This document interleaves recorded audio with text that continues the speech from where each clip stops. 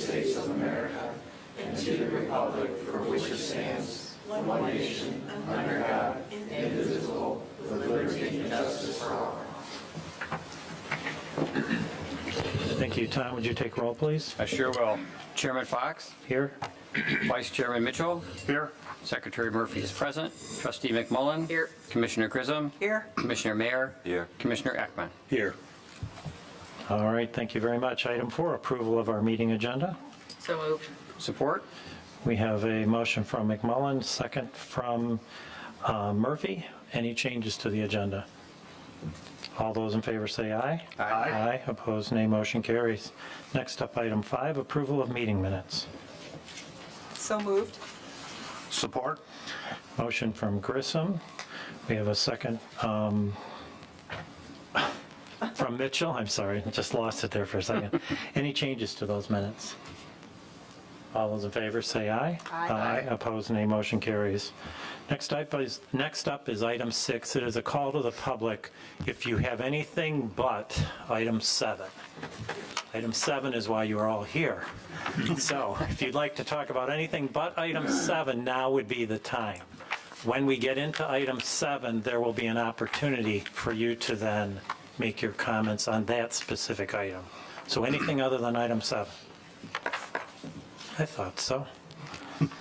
All right, so let us move on to item 7. This is a public hearing, and I just want to take a minute before we get going to explain to you how this works. If you have attended other community meetings here or other communities, a public hearing is done a little bit differently than a normal site plan review. So what we're going to do is, in a moment, I'm going to open up the public hearing. We're going to turn the meeting over to our planning director, who will give you a introduction to the project, and then we're going to invite the applicants to come up and they're going to make their presentation. When they're all done, they'll go back to their seats and then we'll open the meeting up for you to come up one at a time, name, address, state your comments. We will not be interacting at that point. You'll see a lot of us writing notes. So we'll take the notes, and then when we're all done with your comments, we're going to close the public hearing and we're going to do the site plan review, which is actually the formal review of the application itself. And during that time, we have a structure, a format we follow. During that time, we'll be asking the questions that you had or addressing as much as we can the comments that were made that you brought up at that time. So with that being said, I think what I'd like to do at this moment is open the public hearing at 7:04 p.m. for the applicant Highland Road Development, LLC, tax ID number 4708-28201-0261. The applicant plans to redevelop the former Burger King site at 10382 Highland Road into a 5,208 square foot Chick-fil-A restaurant with drive-through. And just for the record, all the public notice requirements for tonight's meeting were done. So with that, I'd like to turn the meeting over to our planning director, Troy Langer. Thank you. Let me start off by explaining where this property is located. This is a zoning map of Heartland Township, and if you start at the intersection of US 23, this being US 23, and M59, this being M59 here, if you start at this intersection, it is east on M59, not very far, right near Blaine Road and the south side of M59. So this is the area we're talking about. It's very near the intersection of 23 and M59. I'm going to pull up a site plan of the property that we're talking about. So just so everybody's clear, at the very top here would be Highland Road or M59, and then on the west side is Blaine Road here, and then south of this is the Rural King Noble Appliance property, and then to the east, this actually has a name, Glen Meadows Drive, which would go south from M59, and then of course across from that would be a gas station there. So The applicant has applied for a planned development, and that planned development has 3 steps to that. The first step is a conceptual review. That's when the applicant submits essentially a concept plan or an idea of something they are proposing on the property, and that is presented to the Planning Commission and ultimately to the board. And there's no formal decision made at the conceptual review. The Planning Commission just gives their comments and feedback on the proposed project at a very early stage, and then it's off to the board, where the board, Township Board, also provides comments and feedback, and again, no formal decision is made at conceptual review. The next step in this plan development process is the preliminary site plan review. And that's the stage we're at right now. That's when a much more detailed site plan is provided, landscape plan, lighting, building elevations are all included as part of that. There's a fairly thorough review that is done before it gets to the Planning Commission. A public hearing is held. We do send notice out. We post notice in newspaper. And then the Planning Commission actually would make a formal recommendation on this plan development project. It would then proceed to the Township Board, where the board would make a final decision on the preliminary plan review. The last phase is called the final phase for the plan development. And at that point, for the most part, we are no longer looking at site plans. We are looking at what I'll call legal instruments or documents. They might be easement documents, maintenance agreement documents, the plan development agreement itself document. If there was a condominium, we'd be looking at the master deed as part of that, and that would require Planning Commission review, a decision, recommendation from the Planning Commission. Then it would move on to the Township Board, where the Township Board would make a final decision, and then the property is physically rezoned at that point from, in this case, it is general commercial. It would be rezoned to plan development at that tail end of the final plan development stage. And then at that point, the project is no longer going before Planning Commission or Township Board review. It would then move on to construction review and administrative staff review. So that's the process. We're at the middle phase of that. This is our first chance to look at the actual detailed site plan. And then it's also a public hearing, so we'll entertain comments from people that want to speak on it. We'll also hear from the applicant as well. And then I'll just give you a quick overview of the site itself. As I've already mentioned, M59 is at the northern end of it. Blaine Road, it would be at the western end of it. They would totally demolish any existing structures on the site. They would construct a new building, a new parking lot, and so forth. What they are showing is their building would sit somewhat in the northern portion of their site. Here's their Chick-fil-A restaurant building. You can see the parking lot located here, and then they have their drive-through. They have 2 lanes for drive-through that would somewhat wrap on the southern portion and the eastern portion and kind of wrap up around to the northern portion. And at this location, there's a canopy that they would go under, as well as this location, there's a canopy that you would drive under here. And then exit out of there. Their dumpster location is in this location. They are closing their access point to M59 or Highland Road. They are constructing and connecting a pedestrian sidewalk in that location, as well as a sidewalk to connect to the site. And then for some reason, the sidewalk on Blaine Road ends at about this location, and they would extend that sidewalk all the way to the southern limits of their property. They're continuing with the connection to the Rural King Noble Appliance site. And that's an overview of the process. That's an overview of the project. And with that, I'd be available to answer any questions you might have on this. All right, thank you, Troy. Now I'd like to invite the applicants up, if you would. You can sit, stand. There's two of you, maybe better to sit. Go ahead and introduce yourself and tell us what you'd like to say about your project.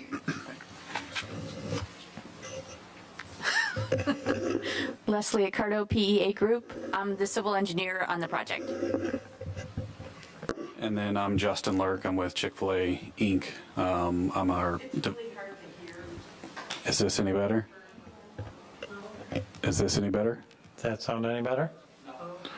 No? We'll ask them if they can, in the back room, can you turn the volume up in the room itself?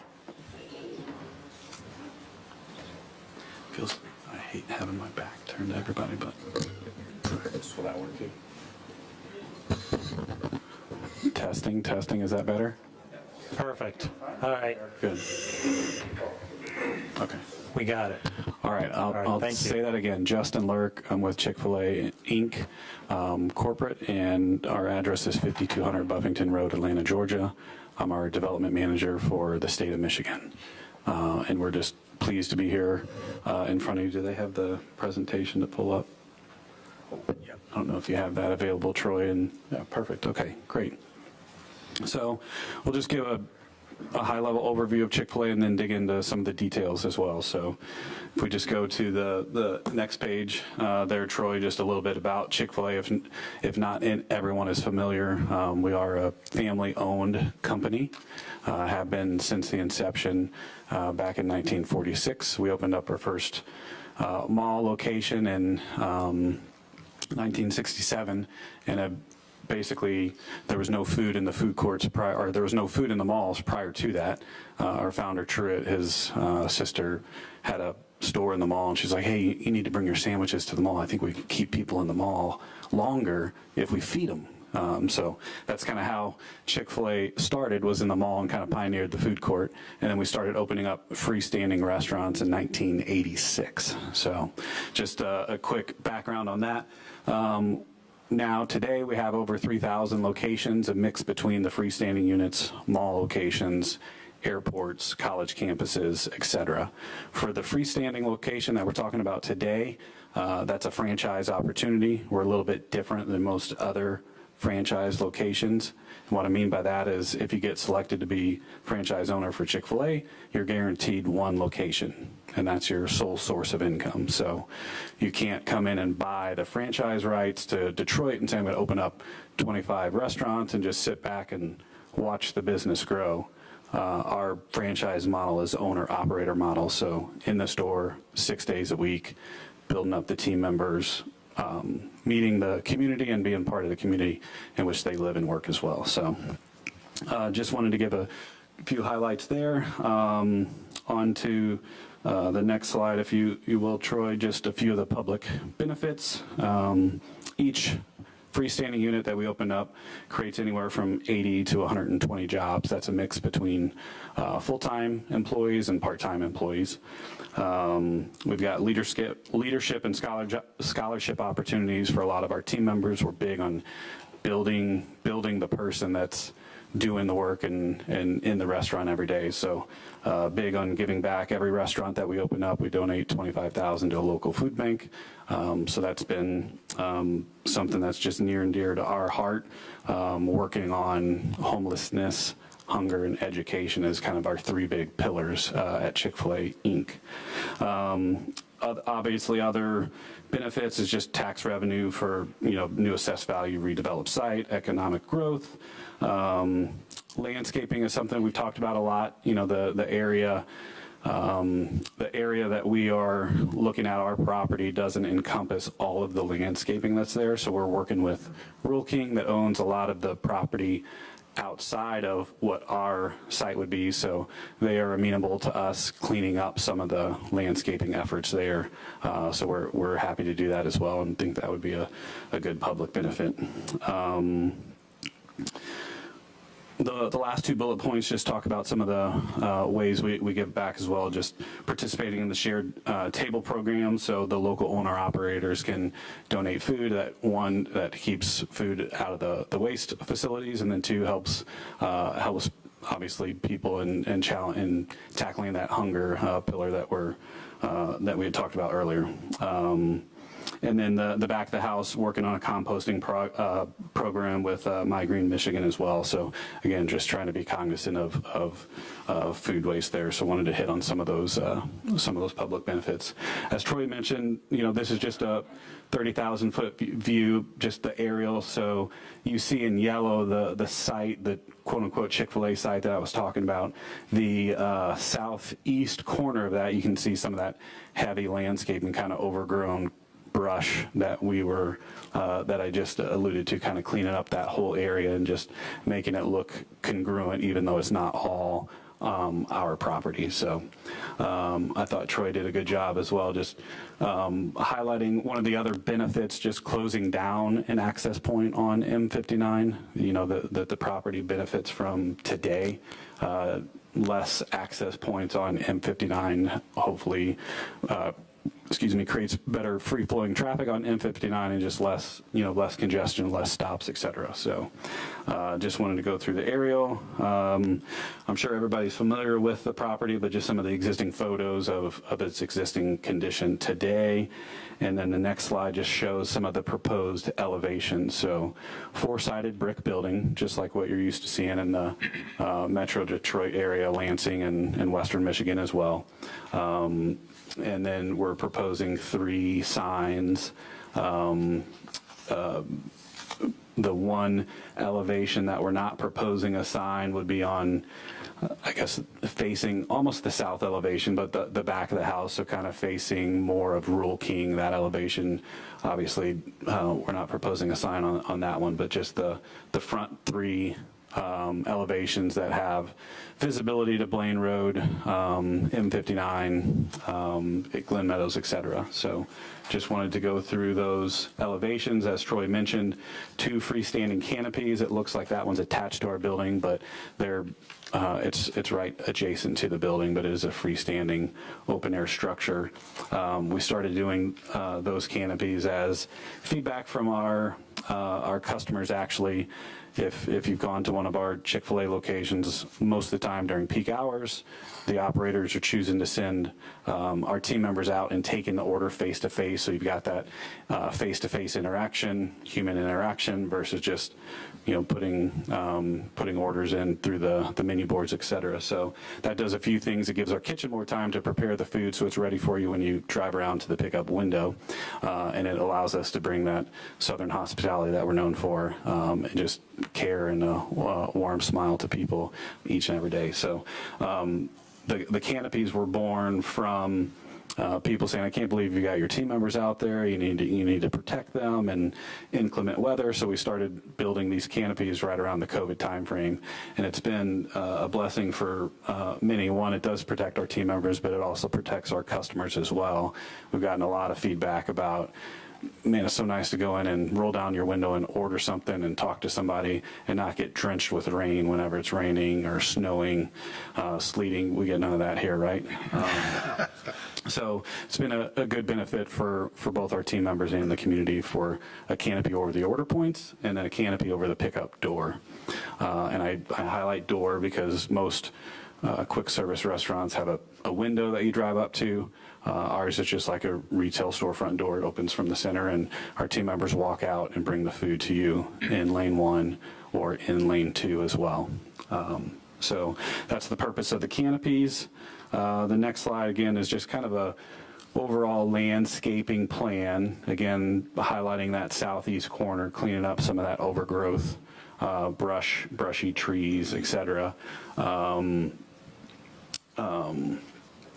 And removing some of the non-desirable species that are out there. So just highlighting some of the 44 new trees that we're putting on site. That's a lot of trees for a 1.67 acre site. 250 new shrubs, 86 grasses and flowers, et cetera. So just like we take pride in our buildings, like what the inside looks like, we take pride in what the outside looks like as well. So all going towards having our customers come and feeling welcomed, and basically from your door to our door, like just having a nice environment for someone to drive onto our lot or come into our building.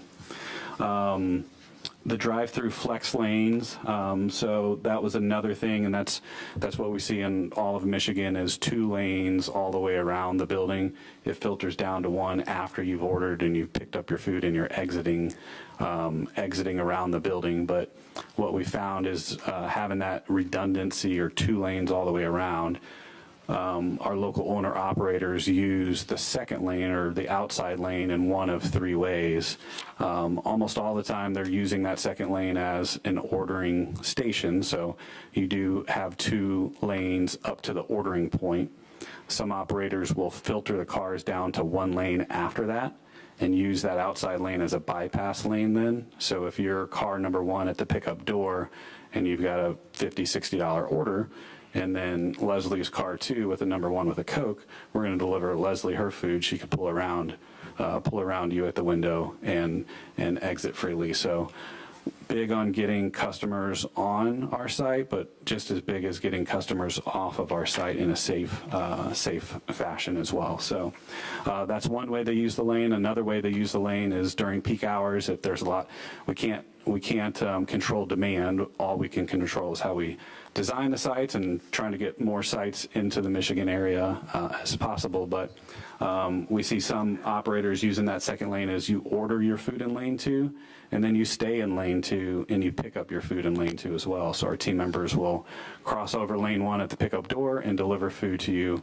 in lane 2 as well. So that's the second way we use that second lane. And then a third way is if it's in a high mobile use. So people in the area there's apps for everything now, right? So we have an app as well. So if you choose to order your Chick-fil-A meal on an app with a drive-through lane at this length, there's an opportunity for the operator to use one of those lanes as a mobile through. So inherent value of ordering your food early on an app is there's speed of service there as well. But if you get in the drive-through lane with everybody else, what is that inherent value then? So some of the operators will utilize one of those lanes as a mobile through, dedicated for those using the app. So that's the 3 ways we've seen the local owner operators using the drive-through lane. So just wanted to go through that for everyone's benefit. And I think the next slide just kind of shows site circulation. So like I said, we spent a lot of time looking at this site. It's a very uniquely shaped lot. It's not rectangular, it's not square. There's interesting angles, etc. And we felt it to be a benefit to close down the access point from M59 directly, because there are so many points to get into this development. And seeing our 2 main ingress and egress points, one on Blaine Road, and then one on that southern portion of the property shared with Rural King property as well. So this just kind of highlights all of those different opportunities from Blaine Road, Glen Meadows, and a few other roads to the east of that to get into the development and then into and out of the Chick-fil-A lot. Working with Troy and team, the next slide just looks at some of the directional signs that we had talked about. So I'll just start with A. You see the A on the right shows a stop sign and an exit and arrow. And if you look at the arrow on the left, that shows where that sign would go. So as you're exiting the site, there'd be a stop sign and a stop bar, and then below that would be the exit sign and a left arrow to direct our exiting cars to make a left or head east and use one of the 3 access points from the development to get back out onto M59. Letter B, if you're looking at the aerial, is as you're entering from Glen Meadows. Letter B shows a stop sign, and then a sign below that with a enter and an arrow directing you to turn right towards the Chick-fil-A. And then letter C is, again, just across the access drive from letter A there, and that is just an enter sign directing people to get into the Chick-fil-A lot. And then letter D, as you're heading north into the Chick-fil-A lot, exiting to M59 and making a left there. So just trying to help direct flow of traffic. Like I said, we spent a lot of time designing the site to make sure the building's in the right location. We've got the right amount of parking spaces. We've got the right amount of drive-through spaces as well, to try to mitigate as much traffic as possible. Keeping it all on-site is the goal, minimizing as much off-site traffic as possible. One other thing regarding our site design, if you notice when we were looking at the site plan, we try to keep the drive-through traffic on the exterior of the property.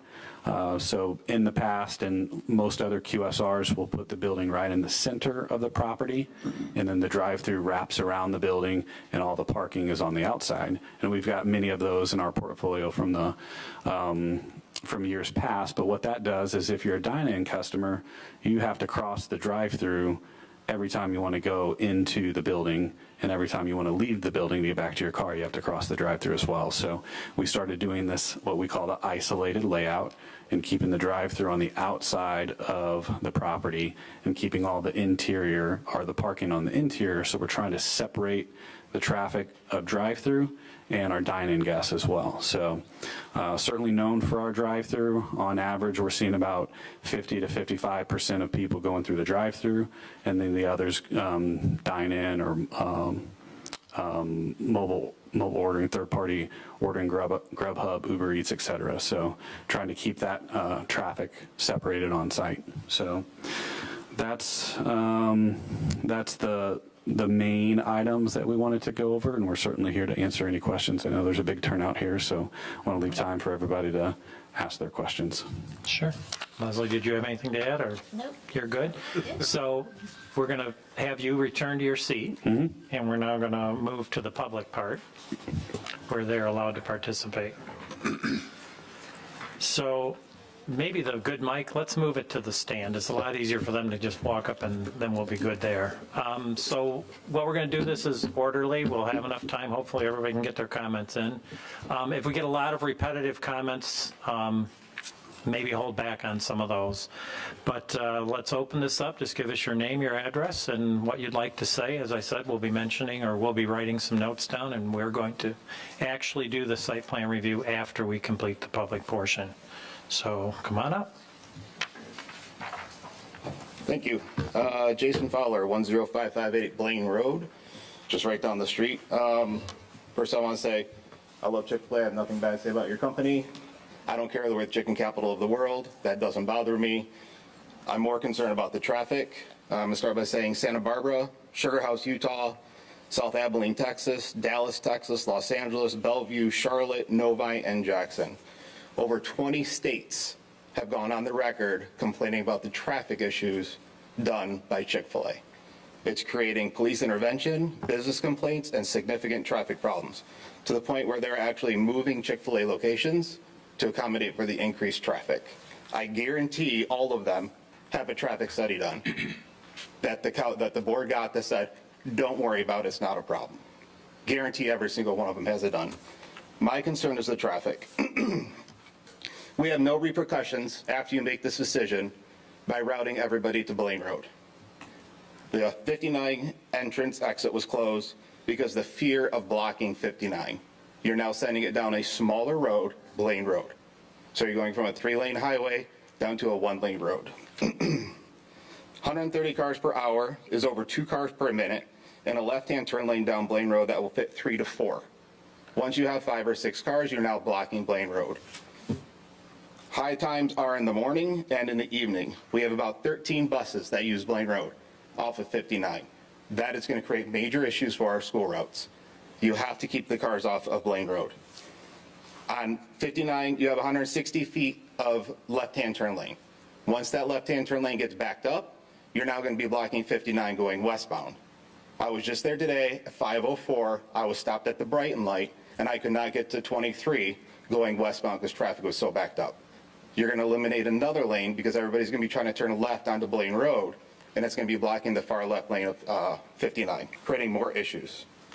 So I don't mind Chick-fil-A. I don't mind being chicken capital of the world.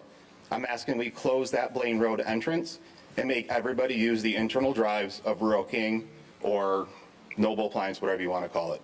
A lot of Chick-fil-A's have that done. A lot of Chick-fil-A's are landlocked and have to use other parking lots to get to them. Those do not have issues. The ones that have issues are on major roads and that traffic goes out onto those major roads. Driving Blaine Road twice a day at M59, take my kids to school and pick them up from school, I'm going to be impacted. Everybody that goes down Blaine Road is going to be impacted. I'm not going to be able to get home. Luckily, I can go the back way, but that is not what I need to do. I should be able to use Blaine Road without fear of having it gridlocked or stopped. Not only that, if Blaine Road gets backed up, you're now impeding 59, and 59 eastbound is going to be stopped. That's not enough room to accommodate what Chick-fil-A can do. This traffic study that says what Burger King did, Burger King closed for a reason. They were lucky to see 5 cars a day. So don't tell me they saw 1,400 cars a day on your traffic study. That's impossible. So I'm asking you to review it, have Chick-fil-A close that Blaine Road exit, which the Planning Commission has capacity to do based on the Michigan Planning Commissioner's Guidebook. You can tell them where they can entrance and exit and have them only use the internal parking structure or parking lot of Rural King. They'll get their traffic. They'll get their business. Everybody will go there. We know that. We've seen it. But please keep them off Blaine Road because that's going to be an impossible road to traverse with that additional traffic. Thank you. Okay, thank you.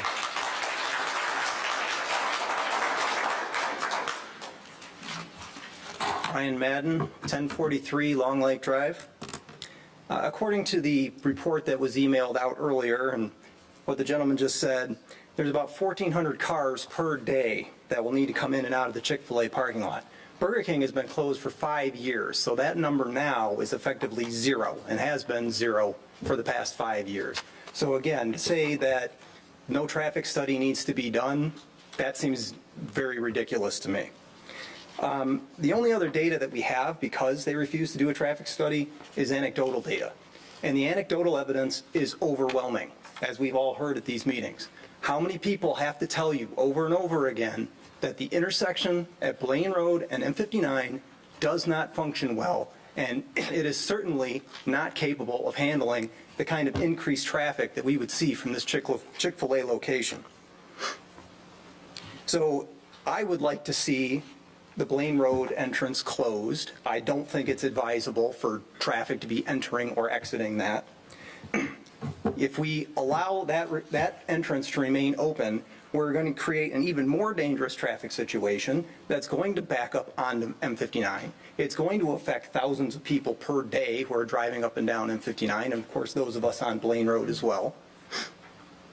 And it may be necessary, if we can't resolve this, it may be necessary to deny Chick-fil-A's application just for that reason. I don't think we should approve it and create a much worse traffic situation than already exists.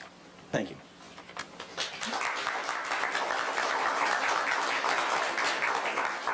Next.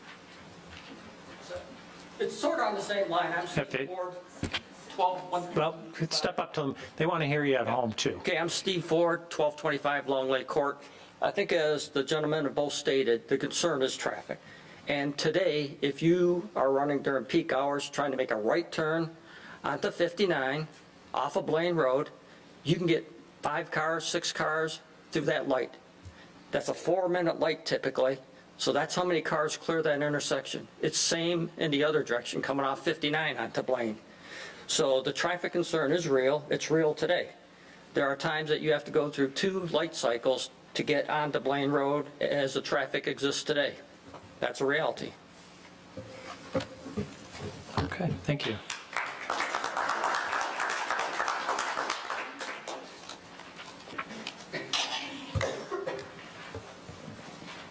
Good evening. Good evening. Glenn Prinzing, 695 Elaine Court. I'm a developer in Lansing area. We have traffic studies we build apartment complexes, and we run on the same thing. We're not in my backyard, right? But we listen to those, the neighbors. We listen to the people on the planning commission, and they do have the power to stop some of these things. We usually have to put a acceleration, deacceleration turn lane. You can't do that where this site is at. It's physically impossible. So you're just going to create havoc in that whole area. And like I said, traffic study and all the other things that are needed, you can't approve this as designed right now. All right, thank you.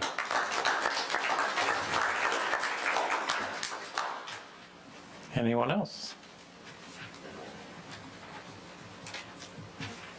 Bill Metz, 919 Long Lake Drive. I was chairman of the planning commission many years ago, and one of the thought processes we had in development was where Myers is, put stuff off the main drive, and in a location within the, if you want to call it Myers property or whatever in there with those different restaurants, would be a much less of a traffic problem than what we're going to create with this. I know that they've got the piece of property in that, but I'm just suggesting that years ago we thought about this and try to keep the traffic down to a minimum. And as it is, the way they redesigned the exit off Blaine Road, I go an extra half a mile to get down to old US 23 because we can't go straight through. And that was to prevent people getting T-boned coming off the expressway. But I can live with that, but I just think we need to really look at the congestion problem. If you go to Novi and you look at how far back they are, we're going to have a backup problem. Thank you.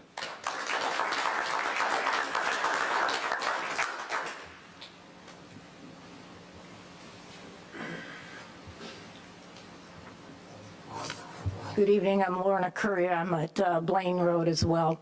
I really challenge Chick-fil-A to do things differently. We brought these issues up last time and they didn't address one thing tonight related to traffic, not one. The Blaine Road exit cannot be used.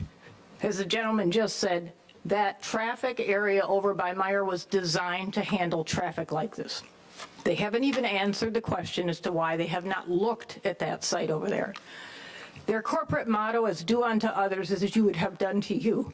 I don't see them looking at that. I don't see them looking in the mirror saying, if I was living on Blaine Road, I'd be okay with building this here. They wouldn't be. It absolutely is going to cause a traffic problem, as everybody testified. I challenge Chick-fil-A and their Christian motto to address the issue related to you are impacting the community. And I asked the Planning Commission not to approve this plan until that Blaine Road exit is blocked and we have a much better traffic plan.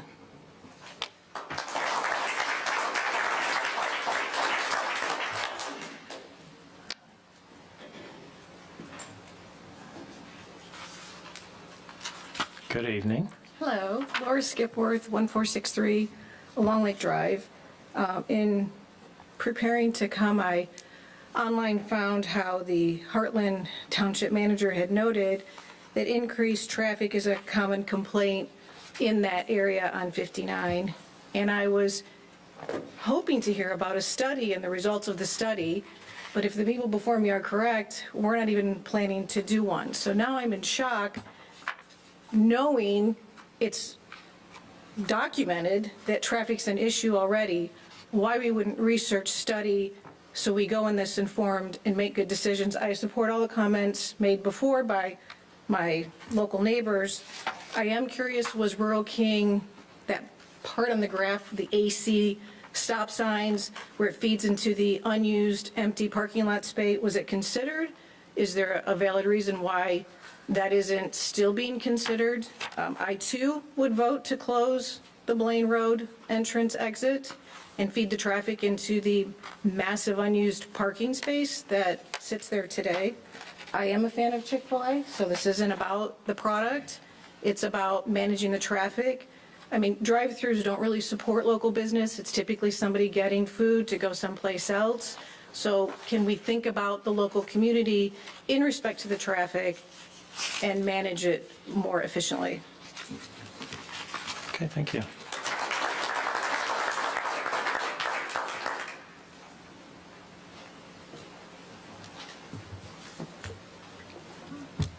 Good evening. Hello, Jessica Brooks, 10505 Blaine Road.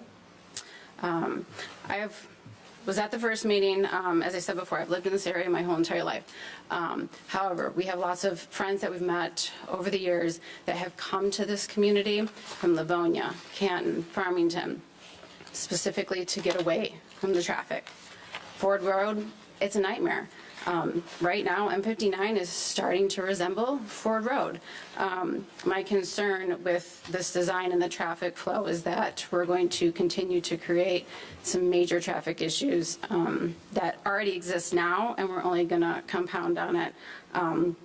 Today, 5 o'clock, westbound was backed up all the way to Culver's. The complex heading from Imagine Theater, they were unable to turn right. They were backed up all the way to, what is that little road there? Wherever it is, whatever the road name is, right there at like M50 or Imagine and Starbucks. I forget what that is. So they were backed up all the way to that road. They were stopping under the traffic light because it was so backed up. So those that were trying to head north onto Heartland Road couldn't because the traffic was stopped. There's confusion. Those heading westbound onto M59 who are more likely trying to get to southbound 23 are hugging into that left lane. And so that causes more backup. So those trying to get onto Blaine Road are stuck way back. Now we're going to compound this of those people trying to get to Chick-fil-A again. So the road work was designed back in 2008, so 17 years ago. That was designed before we've seen the significant increase in traffic and residents here in the community. And I don't know if that's being taken into consideration. Burger King, built in 1986, for the last 20 years, has not had any traffic whatsoever. So that corner piece there hasn't seen anything in terms of volume like it's potentially going to see with Chick-fil-A. And the way the design was done, I mean, to quote the website from the development from 2008, it said, moving Heartland Road would provide the safest road network and movement of traffic. That was said by Planning Commission Chairperson Larry Fox. But they focused on Heartland Road and moving that. But Blaine wasn't a consideration because there just wasn't traffic off of Blaine, probably to even take it into consideration at the time that they reworked M59. And yet now you're going to make this a very heavy predominant roadway. Doing a traffic study, honestly, I really don't feel it's pertinent because what it's not going to disclose is the people completely disobeying the signs that say yield on green. It doesn't happen. People are turning left and right into each other all the time. I don't know if any of you have sat at the Burger King parking lot just to observe any of this happening, but 80% of the time, you are being turned into. If you're turning right, someone left is going to turn into you. I don't know if Chick-fil-A has sat there to observe the traffic at any point in time to see what's happening. It's a safety hazard. It really is. Accidents have happened for that exact reason. It's a safety hazard. My biggest question, so it sounds like we're asking, or Chick-fil-A is asking for the township to rezone this, to allow them to put this building in this location because it's not currently zoned to do so. Well, why is this building having to be rezoned or area having to be rezoned when we have this beautiful area just north of M59 that was built with the infrastructure to handle a facility such as this? I don't understand why the focus is not being taken off of this corner piece of land, other than it's likely probably a less expensive piece of land compared to what is north of the community. But again, in 2008, you designed that area north of M59 for that purpose. It's for the development of such projects such as Chick-fil-A. Why are we not utilizing this space? The land exists there. So I don't know why we're considering altering Heartland's master plan to accommodate this business that clearly is going to create headaches, not just for the people off of Blaine Road, but for the people exiting 23, entering 23, M59. So my first question is for the board to be able to justify allowing them to rezone the area as opposed to looking at the land that was developed for that purpose north of M59. And then again, sadly, I feel like sometimes some of these meetings, the board kind of already has it set in their head what they're looking to do. So I don't know if much of this will be heard, but if the board is indeed set on rezoning to allow them to develop at this corner piece, I do ask, as the others have asked, that the Blaine Road either needs to be closed off or that initial entrance needs to be an exit-only period. You cannot have 3 points of entry between Wendy's, those going south on Blaine Road, and those entering and exiting Chick-fil-A all in that one spot. It is too small of an area to handle any amount of vehicles. Like the gentleman said, I believe it's 5 vehicles it can handle. It's just not feasible. So if it's insistent on rezoning and permitting it to go further, I do ask that you close off or at least permit that to be an exit-only entrance. Thank you. Thanks.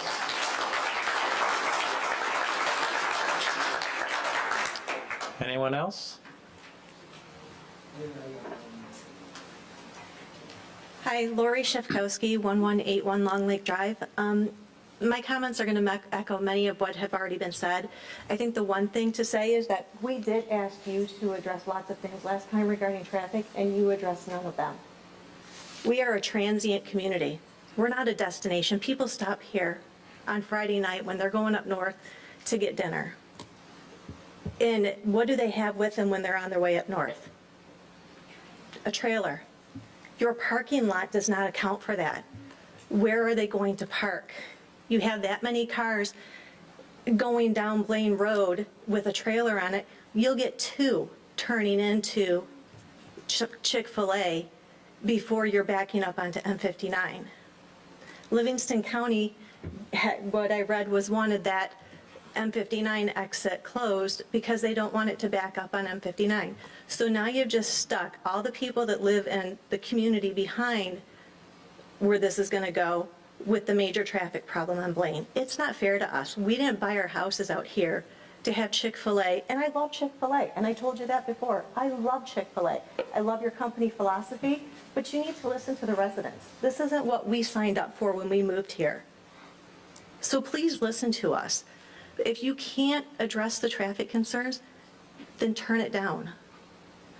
And if you're going to come to a meeting, address the concerns that the people have said. That goes against your company motto. We asked you to address things and you did not. So we're asking you, please, fix the traffic. I would love for Burger King to be gone. It's an eyesore. It's horrible to look at every day. And if you go ahead and approve this, you're going to force all of us to go down a gravel road. I didn't buy my house in a nice paved subdivision to have to travel down a gravel road.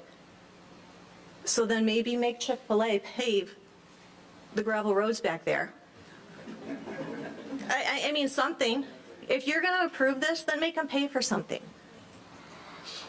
Because once you get off of Blaine down Maxville, it's a washboard, and that's not what I signed up for when I live here. So thank you very much, and you know, and if you can't fix it, then decline it. Okay, thank you. Anyone else?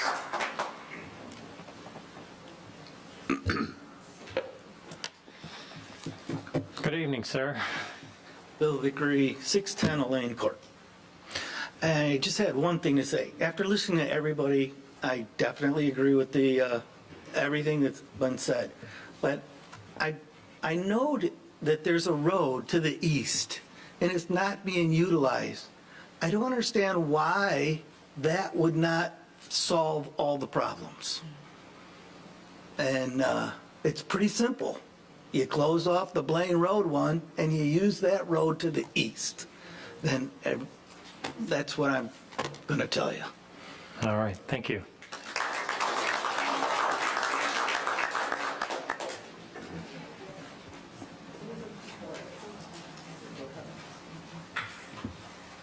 Good evening. My name is Alice Weiland, 10599 Blaine Road. I had a whole spiel laid out and everybody's covered it all. But anyway, I live on Blaine, I live in the Blaine Road area.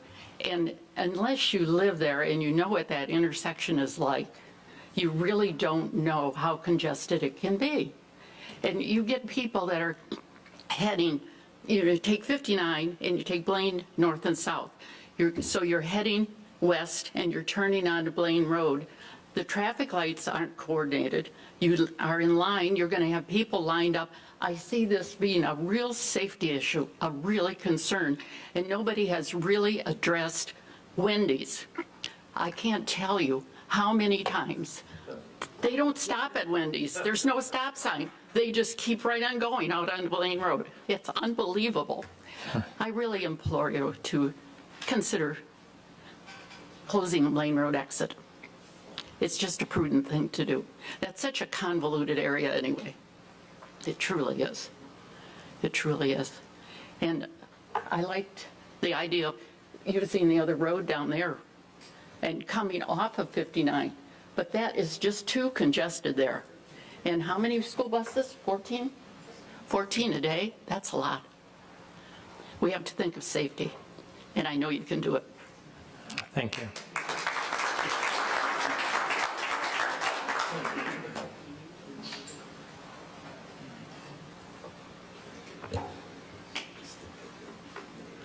Douglas Feckety, 1209 Long Lake Court. I agree with all the comments that were made here. I wanted to note one thing that everyone here knows, and that's across the street from this site is a Wendy's. And all those cars that come out of Wendy's turn left onto Blaine Road. That's the only way you can get out of Wendy's and back onto 59. And when they turn left, a lot of times, they'll try to merge into that left lane, and they'll block the southbound lane of Blaine. So you're going to get traffic. If that happens and they're trying to merge, you could block that southbound lane, traffic backs up then all the way to 59 maybe. I don't know how much traffic there'll be, but I wanted that noted. Okay, thank you.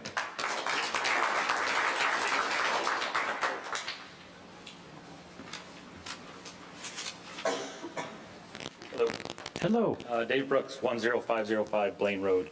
I just want to let you guys know, like, that the choice you make here is a very permanent decision for all of us, right? And once you make the decision one way or the other, there is no going back. So if you allow this Blaine Road entrance to be opened, you're not going to be able to go back and make any changes to that. We've seen the impact that it has. We've talked about the light, the structure that it is. We all, every day, almost get hit pulling off of that road. I've called and put some effort into MDOT into changing the light at that road. To me, it's a very simple thing. I'm not an engineer. I don't do traffic studies. I'm just an average person that drives through there every day. It would be a very simple fix to fix the light at that road, to make it a flashing yellow light when they turn left, etc. But people cannot comprehend the signage that they spoke of. I know this because I have a business. We put signs up. People do not see signs. It's a fact. So all of that effort they put into the signage will be wasted because people just don't see it. They pull in, they're distracted. They're going to make the move they're going to make, whether there's a sign there or not. So I do ask that you guys consider that closing the Blaine entrance very heavily because, like I said, there's no changing it once this happens. So thank you. All right, thank you.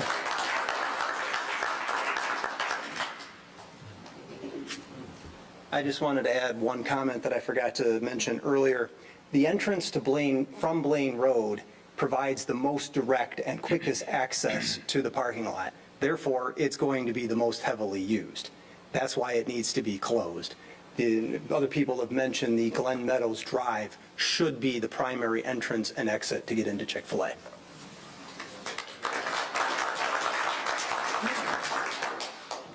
Anyone else? Okay. Anything besides traffic?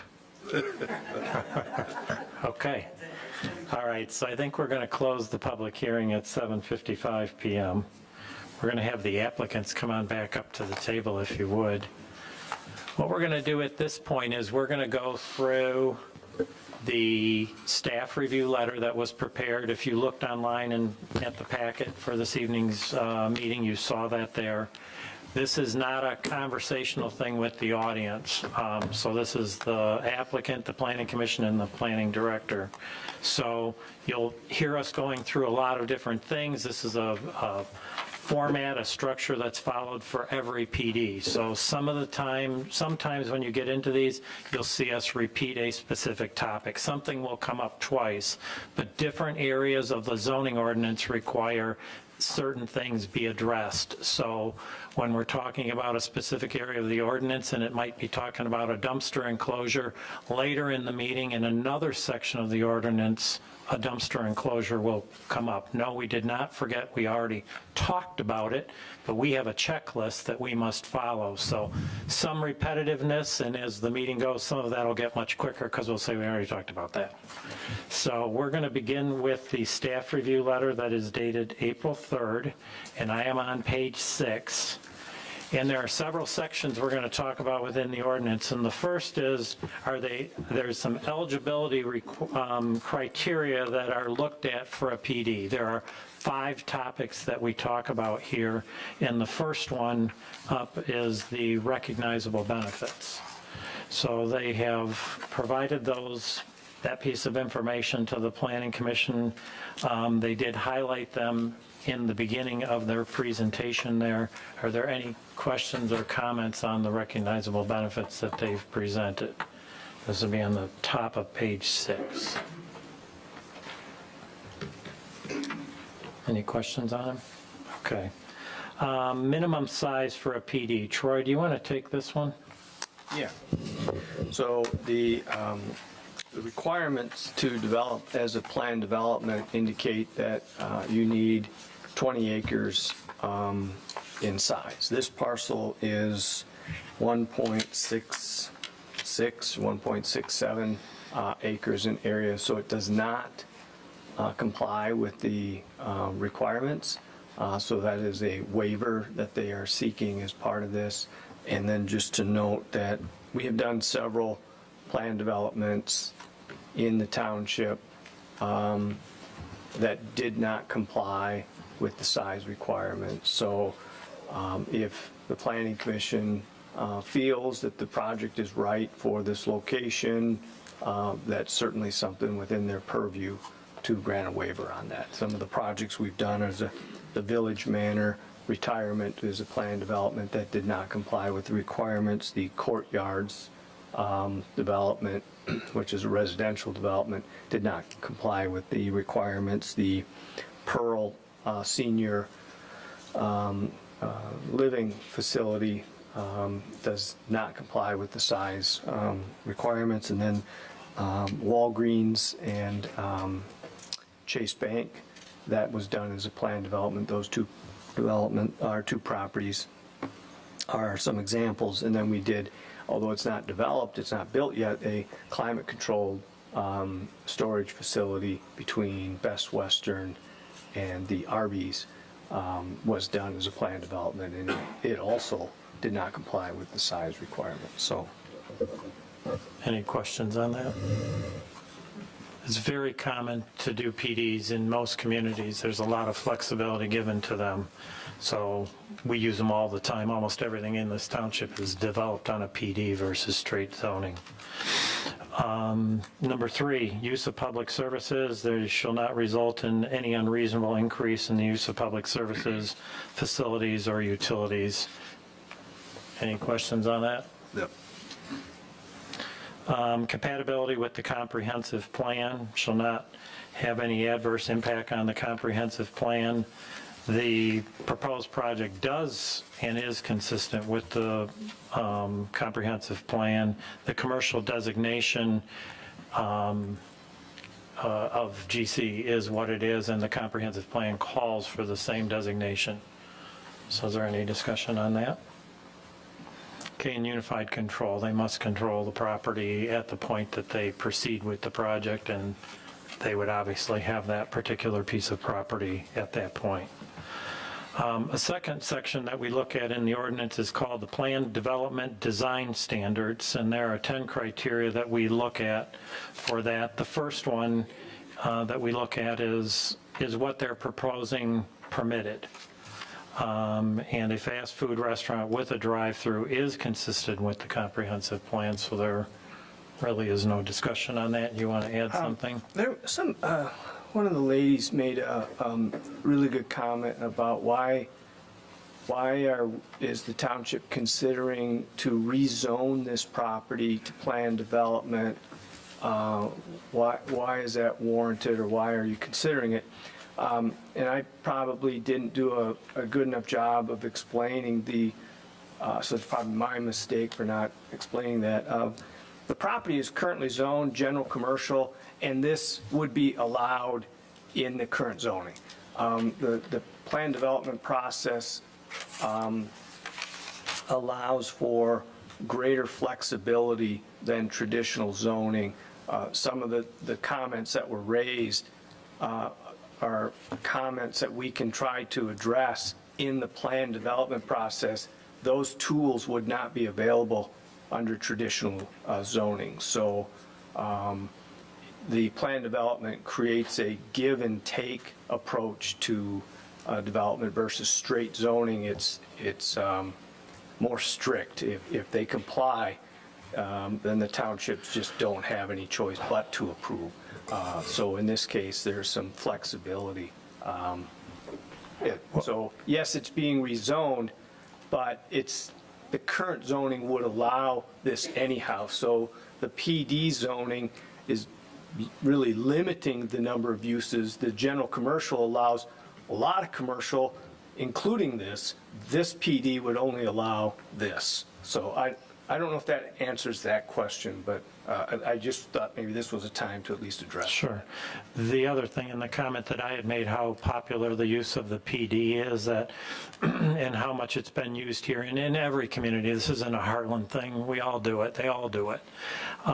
You wouldn't have the Imagine Theater without a PD. You wouldn't have had a Walgreens. You wouldn't have had a Chase Bank. You wouldn't have had a Myers without a PD. So it's a tool that allows you to look at the zoning ordinance and work within it to the specifics of the applicant and the site itself. If we had to take every parcel we had and build it out straight zoning, there wouldn't be much of anything here, which would make some people happy. But you'd be driving to all the other communities that are doing it, and you'd have nothing here. So that the PD thing is a very commonly used tool, just adding to what Troy had mentioned.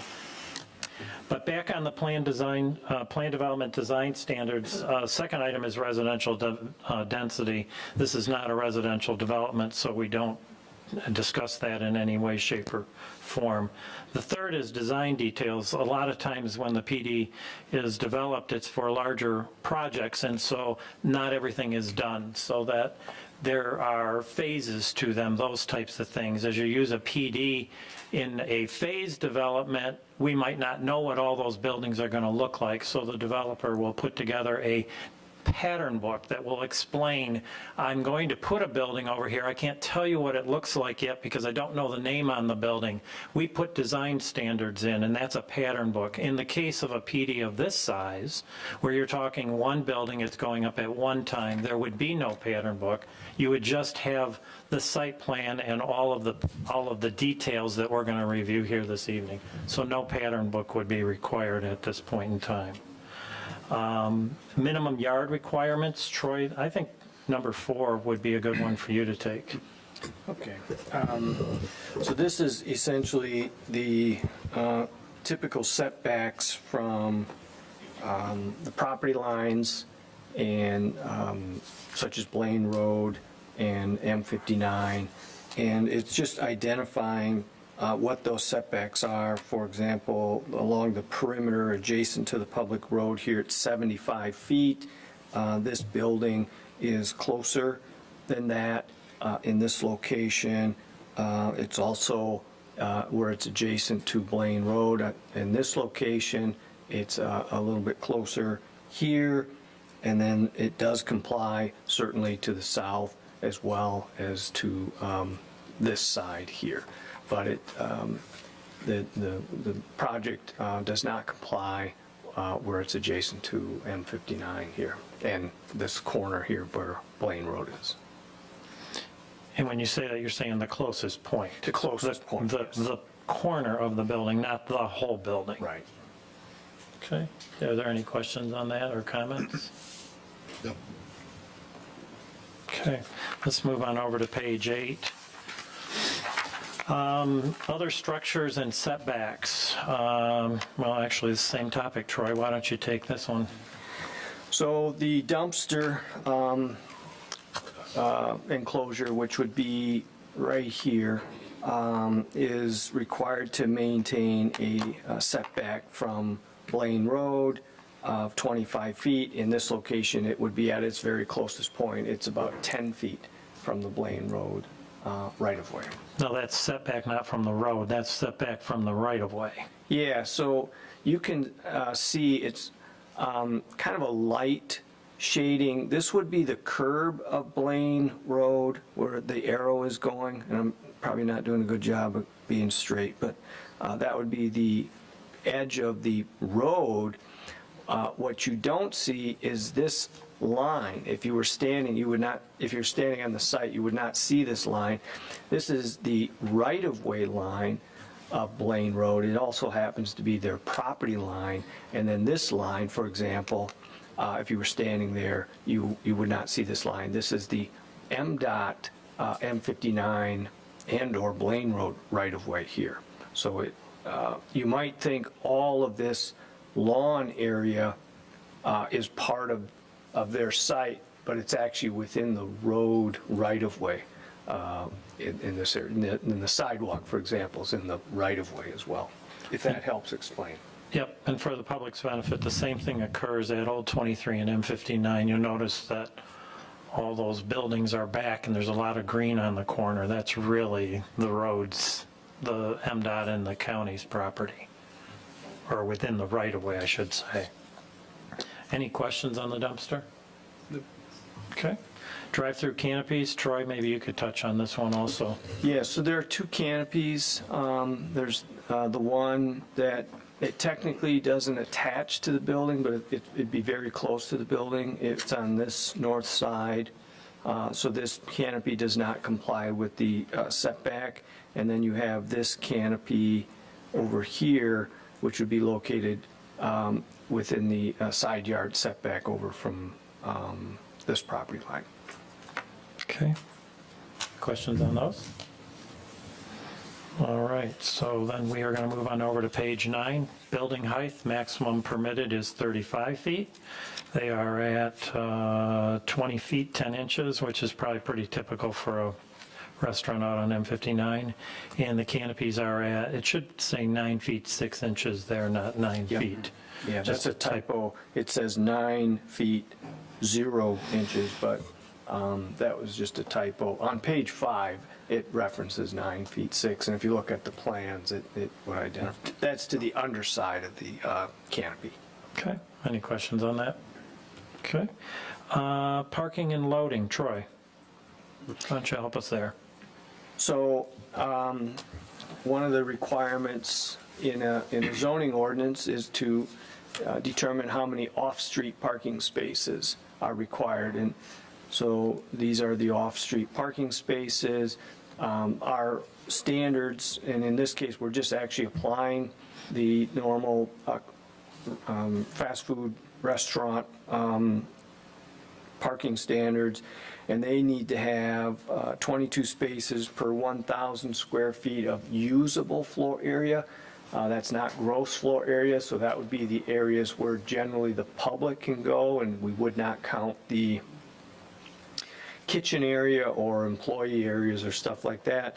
So at that point, we need more of a site plan to look at, not a site plan, but a floor plan of their building. And then in addition, we need to have spaces for employees in the peak shift. So then we need to get information from the applicant on how many employees, what's your peak shift, and then we have to accommodate all of that. And ultimately, it came up with 48 parking spaces were required. They have 52 spaces. Then in addition, for the drive-through, they have to have 10 stacking spaces. 5 of them have to be in advance of the order station, and the order station, if you recall, is under this, I'll call it the first canopy. I don't know if it has that name. I'm kind of just calling it that right now. I don't, but 5 spaces. So beyond that, they have, I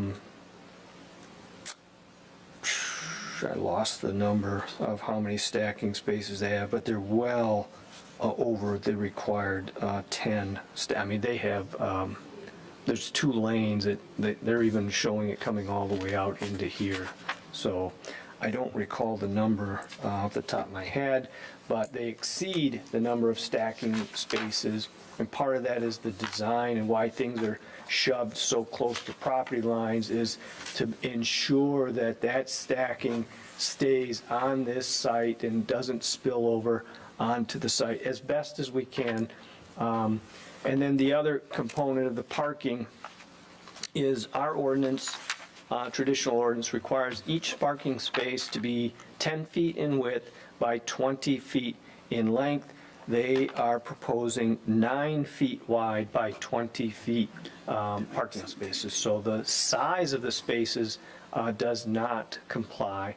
That was a topic that was discussed during conceptual review. Okay, any questions on that, comments? Jim, anybody?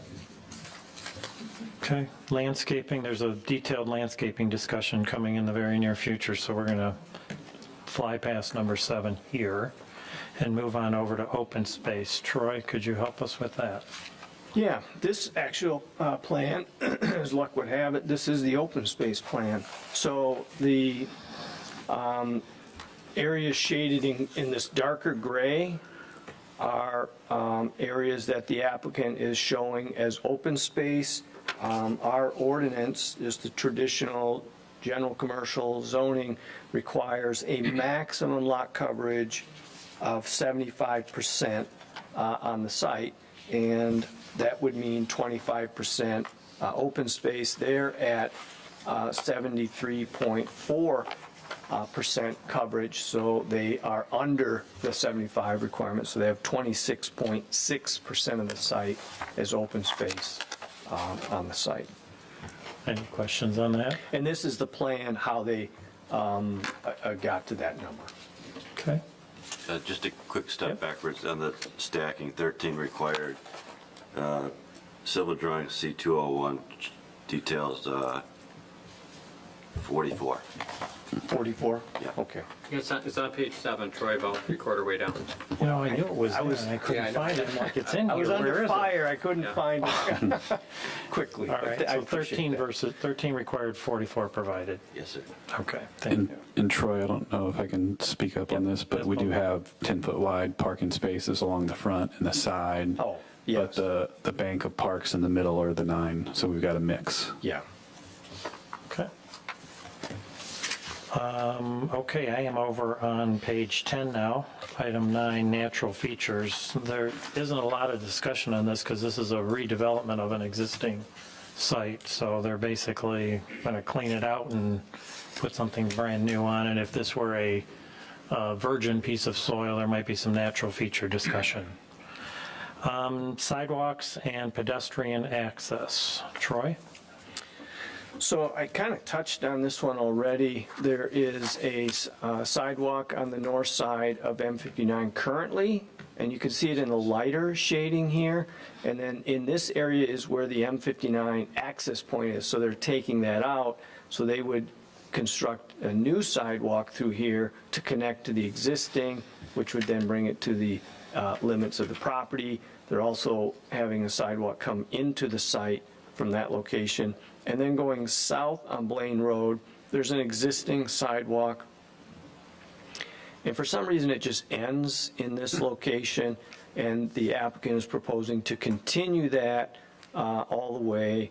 Ultimately, it would connect to down here on the south side of their drive and continue on. So they're going to have the sidewalk and pedestrian access on their property as shown. I can tell you why that ended. That ended when the M59 improvements were done and the boulevarding went in from what it was. The sidewalk came around the corner and MDOT said, this is where we stop. Oh. The township had no tools to get it completed. Okay. So it never got completed, but we have the opportunity with the PD to require them to complete that, so we are. Sidewalks, pedestrian, we kind of covered all that. Any questions on any of that? Comments? Okay. Another section of the ordinance we're going to look at are some requirements that are for this specific stage of the review process, or the PD, which is called the preliminary reviews phase. So we have 5 topics to talk about here. The first one up is sewer and water. Department of Public Works has given you the letter for the additional REUs required, and you guys are fine with that because you're still here. Stormwater and drainage, looks like you're proposing underground storage? Yes. Okay. Any comments on that? Is there an emergency overflow for that?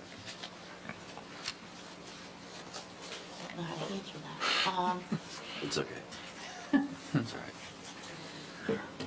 There should be a plan for it somewhere. Sure there. But you don't have to answer it now. That's okay. Just sign it. Okay. You should definitely have the plans. Traffic. Troy? Flood route. Oh, you're going to give me that one, huh?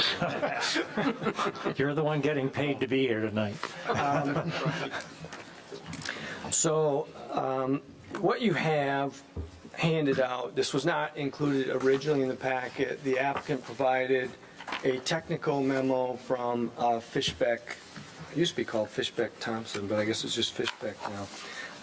And they provided some traffic estimates from the ITE manual, the Institute of Traffic Engineering, Transportation Engineering Manual. I'm sorry about that. So what they've done in this, their report, is using newer ITE information than what the township staff had given you. The township staff had given you ITE manual information from the 7th edition. This is up to date, current. I think it's the 13th edition. So you could probably disregard the traffic information and analysis that staff provided you and focus on what they have provided you. And then secondly, there's been a lot of discussion about why don't we do a more detailed traffic study, or why isn't one being done? The township generally defers to the County Road Commission and the Michigan Department of Transportation since they have jurisdiction over the roads. The township does not have any jurisdiction over Blaine Road or Highland Road, M59. M59 would be under the jurisdiction of MDOT. Blaine Road would be under the jurisdiction of the County Road Commission. You have emails in your packet from both of those road entities. And the MDOT has indicated that no traffic study is needed and just a permit for the closure of M59. Essentially, the Road Commission is echoing those comments. No traffic study is needed for this. Essentially, how that works is, in the eyes of traffic engineering, you are examining land uses. You don't look at specific businesses. You're looking at land uses. And in the ITE manual, this is essentially a comparison of the square footage of the Burger King site to a restaurant building to the square footage of the Chick-fil-A building, and then it is a analysis of per 1,000 square feet, how many trip ends would be generated in the AM peak hour and the PM peak hour, and those increases from the size of the building of Burger King compared to the size of the building of Chick-fil-A do not warrant a further traffic analysis. This is not enough of a change to warrant that type of analysis. What the township did, we're not traffic engineers, we've taken it upon ourselves to try to do some analysis to give you guys some information. The applicant has also provided that information. And then in addition, what the township has done is in the conditions for approval, one of the conditions that we as a township have identified is to close this Blaine Road access. We've had conversations with the applicant about that. The long-term closure of that road was a concern to the applicant, but what staff has said is, well, how about if we close that for an interim period of time? We've built in a condition that it be closed 30 days so that when this store opens, this access point would be closed with the idea of after 30 days, the newness would have wore off, and we've now settled into the normal rate for this business. In addition, what we've done is we have worked with the applicant. Their monument sign is located here, and we haven't gotten into signs, but it's very tight. It doesn't comply with the setbacks, but we've focused on having that sign there so that when the general public, if you just view yourself as a general public in an unfamiliar area, it's very common as you're driving that you would think you could turn into the site here. You would see that sign and you would think you could turn into the site, and once you've determined you can't, that you would use this Glen Meadows Drive.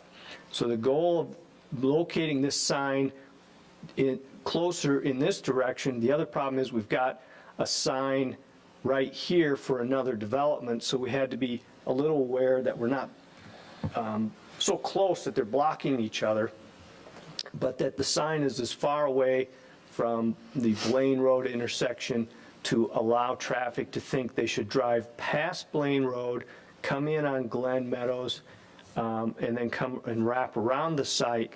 And then the goal of the traffic directional signs, and this is where the advantage of the PD comes in, because now we are talking about off-site signs that would not be permitted under the traditional zoning. That tool would not exist, but through the PD process, we're talking about installing traffic directional signs to get the traffic to exit, not to Blaine, and then for 30 days they can't use Blaine, and then to come out of the site.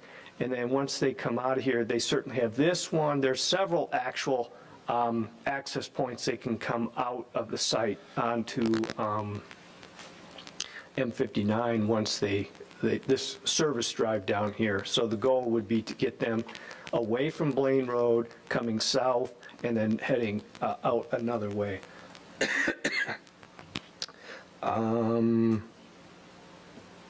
Yeah, I think that's enough for traffic right now. There was a comment made about I'm going to paraphrase it, us having control of the roads.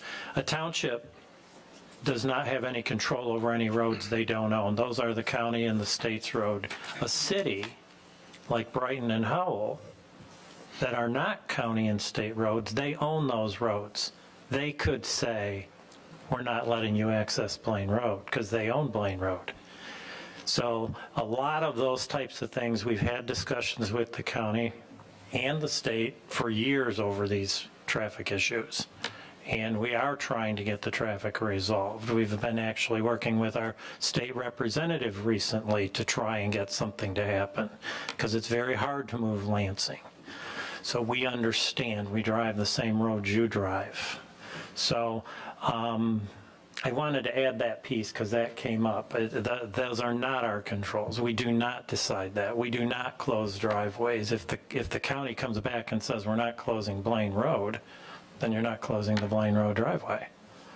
So you can have discussions with them and you can try and emphasize your points. Traffic studies, we can ask for them, but they don't want them.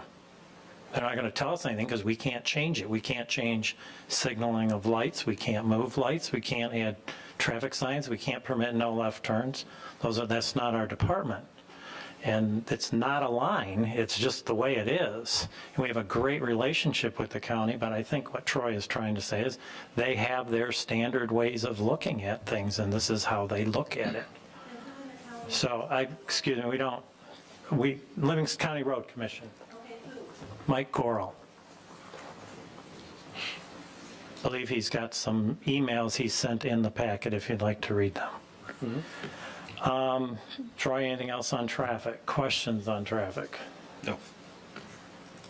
Okay. I just want to make a comment too, when there's comments about things like, well, why don't we force everybody to go down to Rural King and turn there? This is not all one big development, of course, right? That's a condominium over there. They don't have the ability to just say, well, you're going to use our neighbors. So just to be clear, a lot of this stuff, a lot of good questions that people are asking have already been thought of, and it's not as simple as, unfortunately, just doing that sort of thing. You can't just, say we're going to use your property because it's there. Well, and a lot of times the lots in the front of a big development are part of that development. In this case, this site is not part of that development. This is not part of the Rural King. It's not part of the Noble Appliance shopping center. It was left alone because it existed when all that went in. It's not part of it. So we can't even control it through any of those tools that are available. To the north, everything on the north side is all one big development. So we have a lot of controls and a lot of things we could do up there. But down here, this is like it's just what it is. It's a standalone. So we're working with it as best we possibly can. And we understand the traffic. You don't need Chick-fil-A to have traffic problems in Heartland. Any other? Yes, Jim. And Troy, just so everybody's clear, that the heavily dark shaded area is the property, and the southeast corner where the words Glen Meadows Drive, where there is no shading but there's trees, that is someone else's property, correct? That you are absolutely correct. So the shading kind of represents the limitations of the applicant's property, and then you can kind of see in a lightly shaded, this would be the curb line of that Glen Meadows Drive. So this entire area from here to their property line is actually part of the Rural King and Noble Appliance property, and the applicant doesn't have control over that. But as was mentioned, and we'll talk later, they are proposing to clean up this area. And we'll get into the details later on that. Okay, anything else? Okay, item 4, vehicular circulation. Troy? I think it came up in the beginning in their presentation. Yeah, I'm going to use, their plan was pretty good. I'll use this plan here. So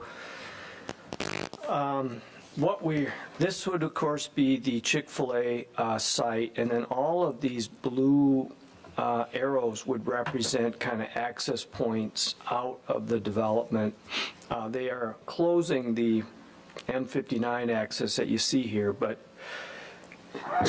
excuse me, you can see there's an access here on Blaine Road, and then technically there's another one down here. If one wanted to come beyond this, you could come down here to get into the site. And then the goal of what we have tried to work out with the applicant is to direct the traffic eastward, and either out here, or actually out at this signalized intersection here. So the goal would be to have traffic funnel through here and then back out through one of these ways. And for the initial 30 days, that would be the way it would have to operate, because we have as a condition in here that it be closed, the Blaine Road access. And I would just like to add, because I've, as someone mentioned, I was quoted something in 2008, because I've been doing this a long time. That road that they're accessing at the back, that's part of a plan when that shopping center went in, and we required all those people as best we could to connect to it, to try and provide that alternate route. I have a lot of friends that live on Long Lake. I spend a lot of summers on your lake. It's beautiful, and I love it. And this Chick-fil-A came up, so believe me, they all have my personal phone number, and so, you know, I get the conversations. And I said, well, you know, geez, ever since I've been coming down here and we put that road in, I said, I don't even, if I'm coming out, unless it's 10 o'clock at night and there's no traffic at 59, I'm never pulling up to Blaine Road and 59, leaving your houses. I would never do that in a million years. I cut in through Rural King and I take that road and I come out by Red Olive and I take my light and I swing right around immediately, turn left and head to the highway. So it's not a consolation or anything, it's how I actually live my life since that has been there. And believe me, I wish the parking lot and the landscaping looked prettier in that place. We're trying to work with that, but just a suggestion. I myself don't even use Blaine Road and M59 unless I'm leaving and it's dark and there's nobody else on the road. You might want to get some stop signs put back up that are down. It's very possible, and maybe we can work on that with the applicant. But I just proposed that they were like, it was like a light bulb went on. Well, I don't think that, and I think, well, just think about it. I don't have to deal with Blaine Road. I don't have to deal with the Heartland Road traffic light. I come out at Red Olive, I swing around, and I'm on the highway. So to avoid a traffic light is illegal. that is exactly what those are there for. They're on the north side. They're over at the shops at Walden Woods. And to do what that is, that's not cutting a corner like through one lot, but I don't want to get into a conversation. Those roads are specifically there as an alternate route, but I don't want to get into a conversation. I only wanted to offer that out there. Fiscal impacts, they've provided a response to the topic fiscal impacts. Any questions or comments? Okay, so now we still have one more section here. We've got site requirements. These are site plans requirements for a fast food restaurant. So this is specific to what they are proposing. And some of this is going to be where we get into repeat, so we may breeze through it rather quickly. Fast food and drive-through restaurants require a minimum frontage of 200 feet. Well, since it's a redevelopment and they don't have 200 feet on M59, I don't know how we could require the 200. Any questions or comments on that? They have 382 on Blaine Road, by the way.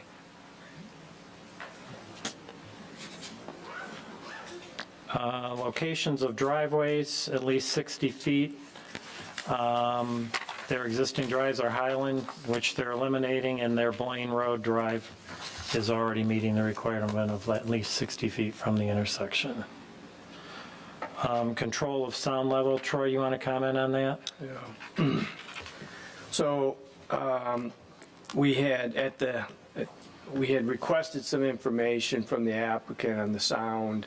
They did provide that to us, but it was after this came out, so we just had kind of a to be determined. You have all been sent, I think, a 77-page attachment and the wireless headphone sets and how that all works. And the applicant has indicated that that would comply. We would certainly look at that in more detail if they proceed to construction to verify that. But you're free to read through all of that stuff and ask questions at a future date if you want. Any comments?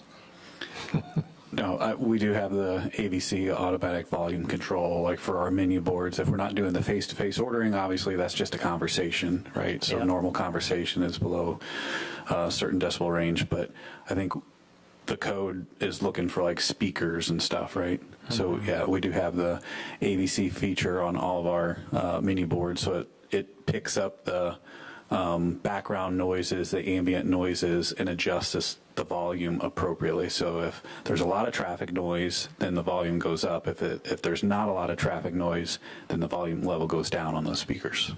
Okay. Questions, comments? Stacking spaces, again, they have 13, or they are required to have 13. They have 44, as was mentioned before. There's that number again.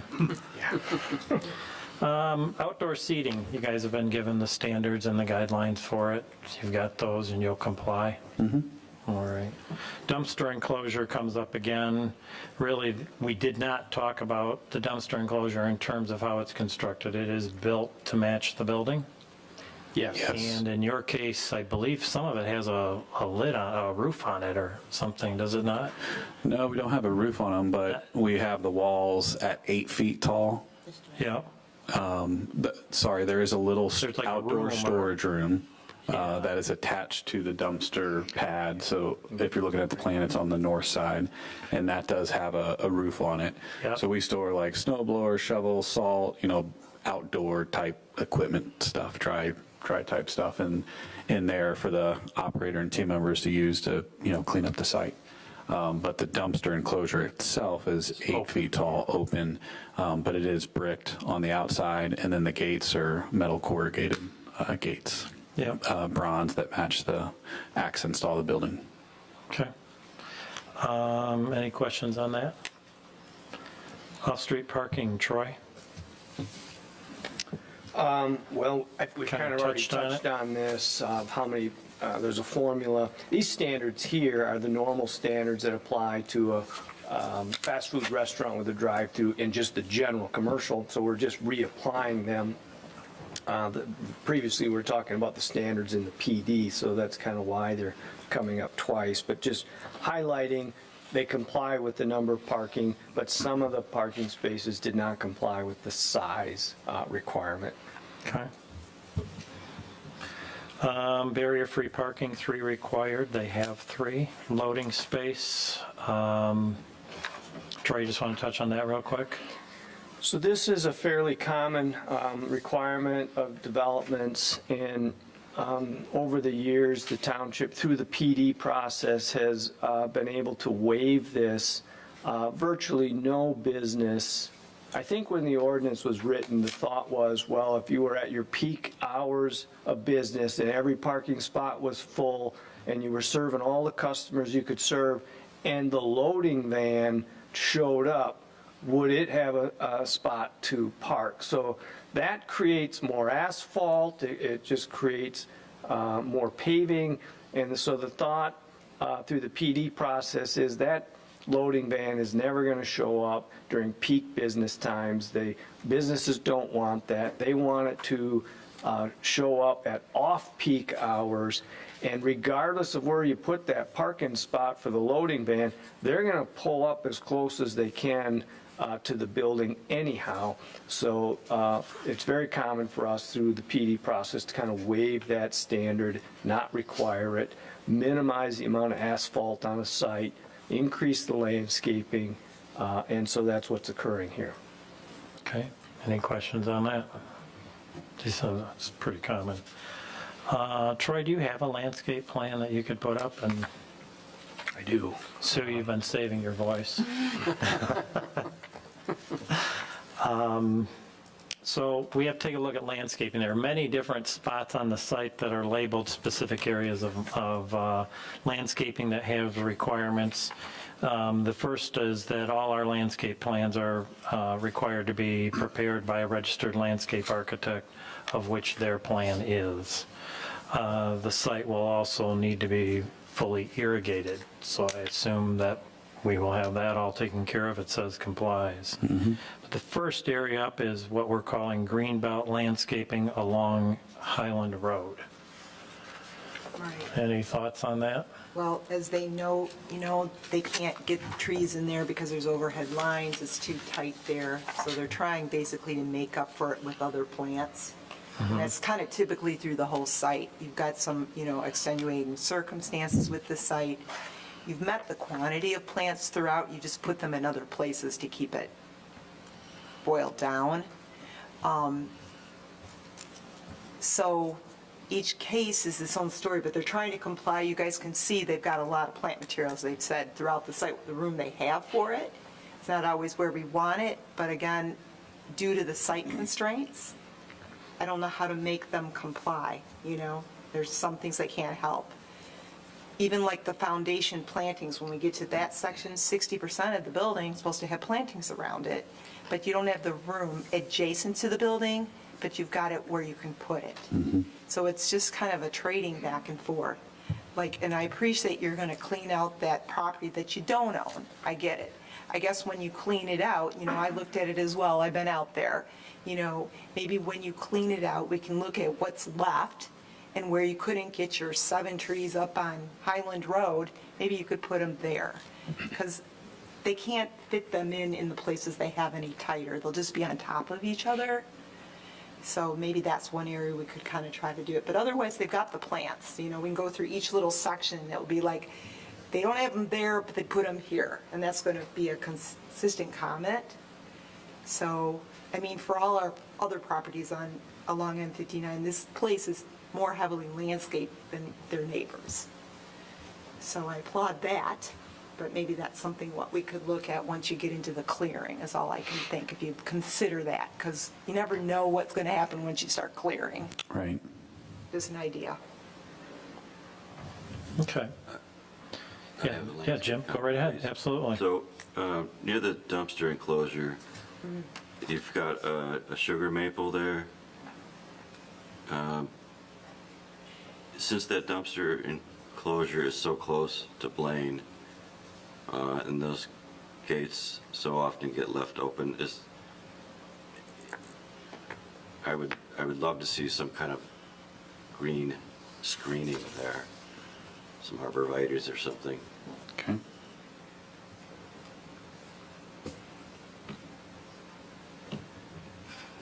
Okay. Thank you. Absolutely. The next year, Sue, do you want to go through all these by that comment or not? No, I try to cover it holistically. It's going to that's- be the same message through everything. Yeah, and that's how I was interpreting your Yeah, message. the plants have been met, the counts have been met, the trees we didn't get there on M59. You couldn't do it, so that's when I offered maybe, there's no more room hardly on this site to add more trees internally, but maybe when that area gets cleared out, that could be a spot. You know, I don't know where else to put them, it's just a configuration. I'm fine with that answer. Are you okay with that answer? Yep. Everybody good with that? So on page 14, we're going to drop, and past that page, we're going to move to 15. And down at the bottom, I guess we already just talked about it, other landscaping and site comments. This is where they're cleaning up the corner at the bottom of page 15 that you're referring to, Sue. Right. So now let's go to the top of 16, page 16, site lighting. Troy, would you like to touch on that for us? Yeah, the requirements, I'm going to switch back to the other plan. The landscape plan is good for showing the landscaping, but for what I want to show, I'm looking for a much more simple plan. So we have some lighting requirements that the light intensity at the property lines not exceed a certain amount, and then also the light under the canopies can't exceed a certain amount. And what we're getting is some of the lighting up in around the building, and I think in maybe around this area here, we're exceeding the light levels. And then under these canopies, we had some areas where it was exceeding the light levels. Now, I would point out these canopies are somewhat unique. Most of the canopies we have, for example, with a gas station, they're 20 feet high. These are 9 feet 6, and I don't know if there's a when the canopy's that low and you got the light source is not visible, it's planted up inside of their canopy, but I don't know if it is much more intense underneath that when it's that much closer to the ground. But so some of the readings were higher than normal, or higher than what the ordinance typically calls out for. Have you, because I know you work up where I work, have you been to the one at Miller Road ever in the dark? I have not. Okay. I don't notice it that bright under the canopy, or I'm going to make the comment. I have never noticed it bright under the canopy. I think if it was, I probably would have noticed it. But the lighting on the site blends, so I drive by it and don't pay attention to it. I can't answer your comment, and maybe you can, as to why your under the canopy lighting numbers are high.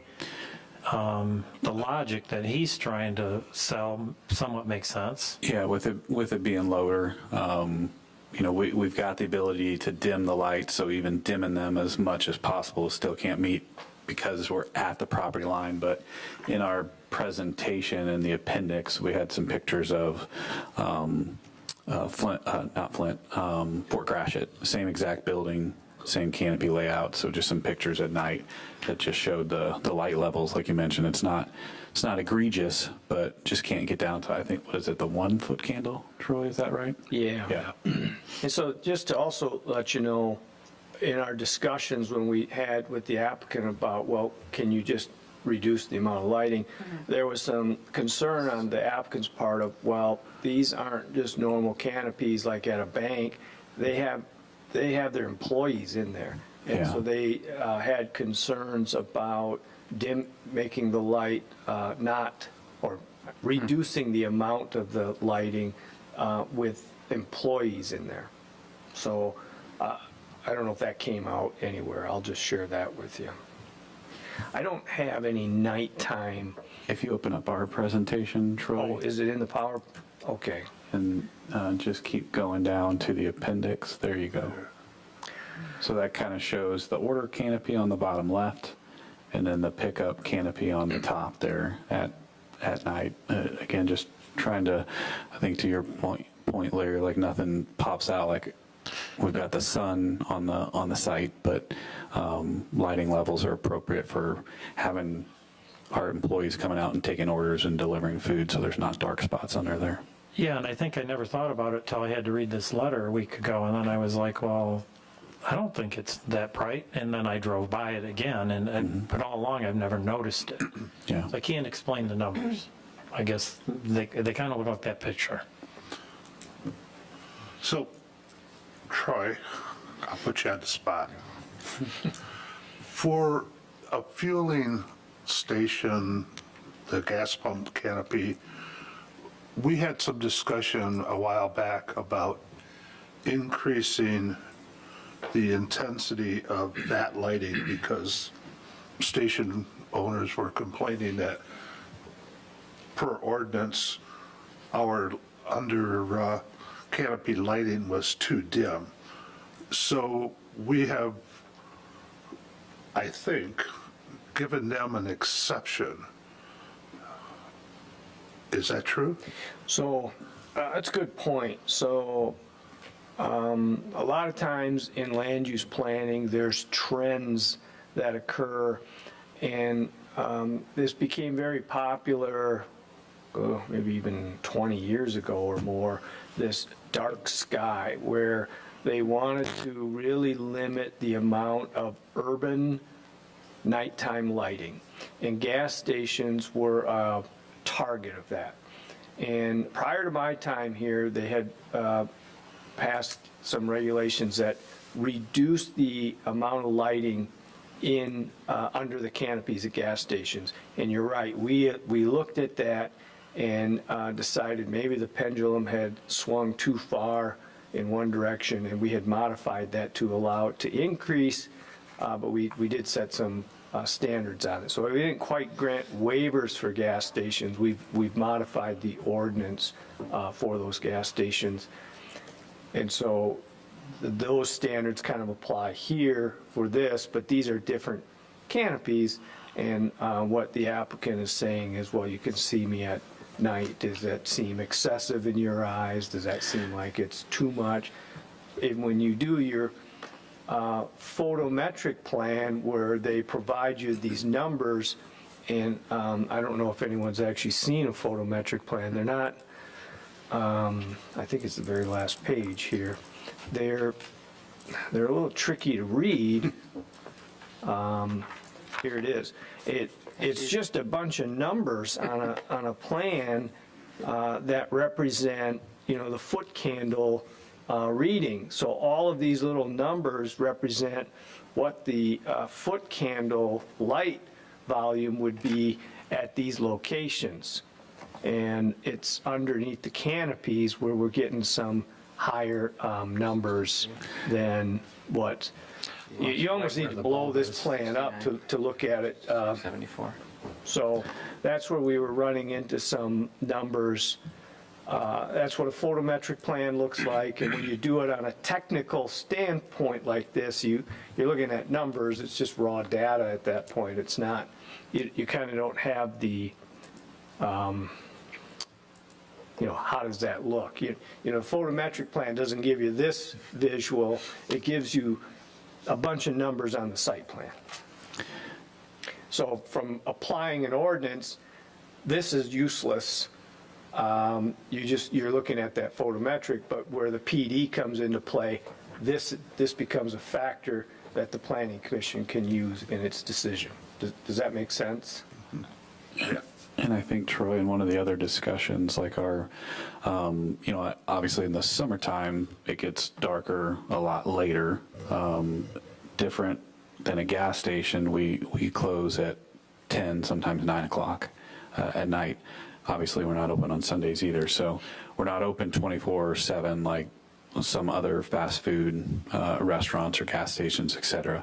Not justifying it, just throwing that out there as well. Certainly in the winter months, get dark at 5, the lights are going to be on until 9 or 10 o'clock. But once we close down, then the canopy lights go off. The parking lot lights stay on for safety, but the canopy lights go off then. Okay. You guys all right with the proposed lighting? Yes, no? Yeah, I just was trying to remember, I remember the conversation, Mike, when we did kind of study again, we even went out and underneath all these different gas station canopies.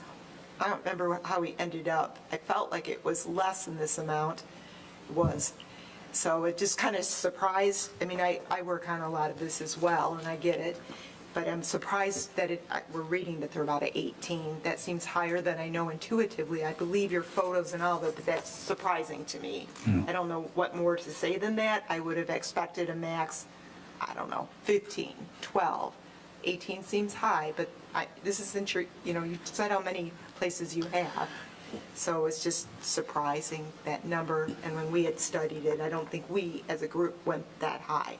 Yeah, and the only, I agreed with your thoughts. Yeah. The only thing that makes sense is these are so much lower. The height.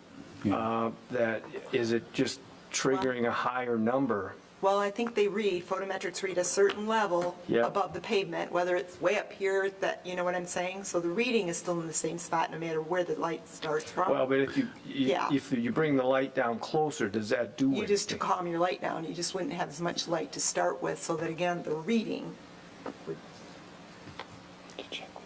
So I don't know. I'm sure it's fine. You've looked, it'd be good to go look at a couple of theirs to see, like you have, Larry.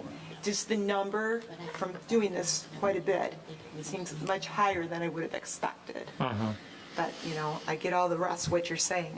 Like I said, I just had to comment that because we'd gone out and studied that. That was a big deal for us. Yeah. So I guess, we let it go right now and we just kind of get out there and look around. Yeah. Because I know you're not going to want to pay more for bills anyway. You want it a level that's safe. Yeah. And let me go back to our architect to see if there's anything else we can do. Leslie said she's done that already, but I don't recall this issue popping up in other municipalities. So I'm kind of scratching my head like as if you well. were in Novi, they allow you one Right. candle. Right. So Yeah. whatever. Let's just take a look further. I'm sure it's fine, but just a number higher than we learned as our group and what I've learned. What else do you have on lighting, Troy? Anything? Well, we look at the height of the fixtures, the fixture types, everything there is otherwise in compliance. It's exceeding the light volume in certain locations. Okay. So this isn't to do with lighting, but if we're done with lighting, it has to do with the canopy. And I just had a thought. Have you ever had any issue with 9'6" being interference with the vehicle, with the car top carrier, tall vehicles, or is that with No. your heaters hanging down and fans? Yeah, so at the entrance or drive-through, we got the clearance bars as well. Right. That are breakaway, so it's not damaging your vehicle, right? But that's usually the, hey, your vehicle's too tall to go through here, warning, right? And then the heaters and the fans are placed in between the lanes, so they wouldn't obstruct be in the way of a vehicle. Okay, good, thank you.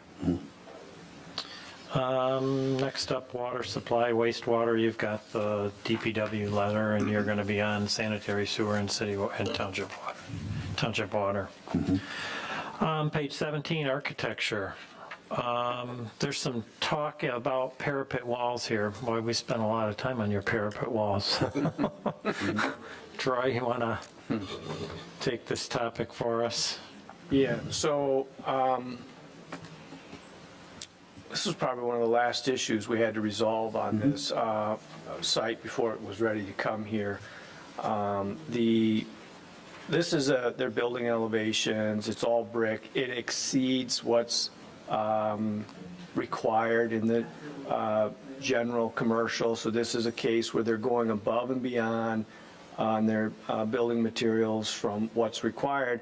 Where we got hung up on is the rooftop units. A lot of these restaurants, and this one's no different, they have units, mechanical units that sit on the top of the roof. And the way our ordinance works is the parapet wall has to extend up high enough to screen it. Those units would sit on the actual roof of the building, which would be below that parapet wall. And there's essentially two options. You have the parapet wall go up over that, or the ordinance indicates that you show a elevation where it would go out 1,000 feet, and then you show from that trajectory, if the parapet wall maybe wasn't quite as high, but that rooftop unit was far enough back, the trajectory would be that you couldn't see it. And the ordinance says 1,000 feet. And this is the plan that they submitted. So you can see, I'm going to zoom in here and just kind of give you an illustration of what we're looking at. So this would be the ground here. This would be the wall of the building. Here's the roof of the building. Here's the other wall. So then you can see the roof is here, and the parapet wall extends up beyond the roof. And then these would be rooftop units that you're seeing. So you can already kind of see that these extend above that parapet wall, but what they're showing is if you're at this distance, the trajectory at which you would see by the time your eyesight sees that parapet wall, anything beyond this point, you can't see under that dotted line. You would not see those rooftop units, and they did the same from all the elevations. This is showing all of the elevations here. The difference is they're not going out 1,000 feet, as our ordinance says. They're going to the property line. So what they're doing is saying, you go to our property lines, you can't see those rooftop units. What they've also done, we got some pictures. This is from Roseville, I believe, in Detroit, that the purpose of this picture, you can look at it to see their building, but then you can't see the rooftop unit. That's the primary goal of what this picture is trying to do. Here's another elevation, and again, you can't see the rooftop unit. Here it is further out without being able to see the rooftop units. So this is an example from Roseville. These are photos. We go out and, not that we don't trust the applicants, but we like to check things out ourselves. This one is from Flint, and we're beyond the property line. And these buildings, the reason we're using these buildings are, these are the same exact, as I understand it, these are the same building. This would be the same building that they're proposing in the Heartland location. Some of their buildings are slightly different. So we were focusing on that same building. So hopefully the rooftop units would be in the same location, the parapet walls would be the same height. So this one is in Flint. And again, we're beyond the property line. You cannot see the rooftop units. Here it is across the street. You can't see the rooftop units. And again, some more pictures. So the applicant has, so what staff has said is, well, you either got to show us a plan at 1,000 feet, which lowers that trajectory, or you got to have the parapet wall come up.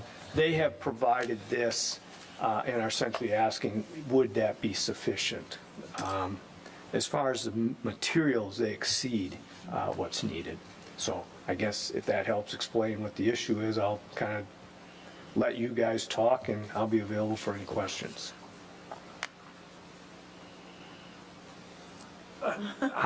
I was one that was having a problem with this up until a couple weeks ago, to be honest with you. And I'm also one that had to get in my car and go drive and see that I trust you, but, you know, hey, I got to see it myself. Trust but verify. I got to verify it. I don't know what to say. I don't understand why the engineering drawing looks one way and these buildings look another way, but they do. And I can't find the equipment. I've driven back even further than the pictures were. There just was too much clutter in the way to have the picture be of any value. So I'm comfortable with their proposal based upon my personal visitation. That's all I can say. And you gotta just build it the same way. You guys all right with it? Okay. Architecture comments, as Troy said, they're exceeding everything we request. It's part of what we're getting in exchange for this in terms of the building that they're putting up here in town now. Maybe their standard building, it might be, but it's still far more than Heartland requires. Page 18, drive-through canopies, we talked about it again. There's not much more to say about that. Any other comments? Troy probably should touch something on the signage because it is a sign package that they're proposing. Yeah. So I'm going to go back to their elevation. So I have to get my bearings straight so I know which way I'm looking at this. So they have, well, actually, I'm going to go to the site plan. I've already touched on this a little bit. I'm going to start with the monument sign. Here we go. I'm going to try to zoom in a little bit. So this is their monument sign right here. And there's an existing monument sign right over here for the development to the south and to the east. And these are not tall signs, so then their sign complies with the height. It's 6 feet high. The ordinance allows 7, so they're it doesn't meet the setback, but as you can see, it's very tight in here. So the monument sign, other than the setback, would comply with all of the regulations. So that's one issue on the monument sign. With respect to the wall signs, I'm not showing you the elevation, but what I'm going to do is show you where these signs are located. They have a wall sign on this elevation here. They have one on this west elevation here, and they have one on, I guess this is the east elevation over here. So they have 3 wall signs. Hey, Troy, just one correction there. We don't have one on the back side, the one facing the dumpster, the west elevation. We don't have one on that elevation. Oh, is it over? It's over here? It's over the front door on the south, yes. So it's here, here, and over here. Is that correct? Yes, sir. So there's 3 signs. The regulations would essentially only allow them to have the 2 signs, so there's an extra one. Part of that, the discussion with the placement of the monument signs and these was, to, again, to hopefully direct the traffic beyond Blaine Road. And then they have this welcome sign. It's on by the door as you enter in. Technically, when you're in the zoning world and you're subject to U.S. Supreme Court determinations, you don't look at what the content of the sign says. If it's a sign, it's a sign. And so that becomes another a sign. So there's those 3 Chick-fil-A signs plus a welcome sign. And I probably should show you what these look like if I can zoom down fast enough. Oh, here we go. So you get a look for, these are what the Chick-fil-A signs, they are individual type letter signs. They normally would have a big panel on, and they proposed one of them as a panel, but that did not comply. They have decided to remove it and comply. So their signs look like this. This is their welcome friends and neighbors sign. And again, from a zoning, legal standpoint, that's just a sign. Doesn't matter what it really says. So those are the signs on the wall. There's the monument sign. And then I touched on the directional signs. You're permitted directional signs on a site just only on your property.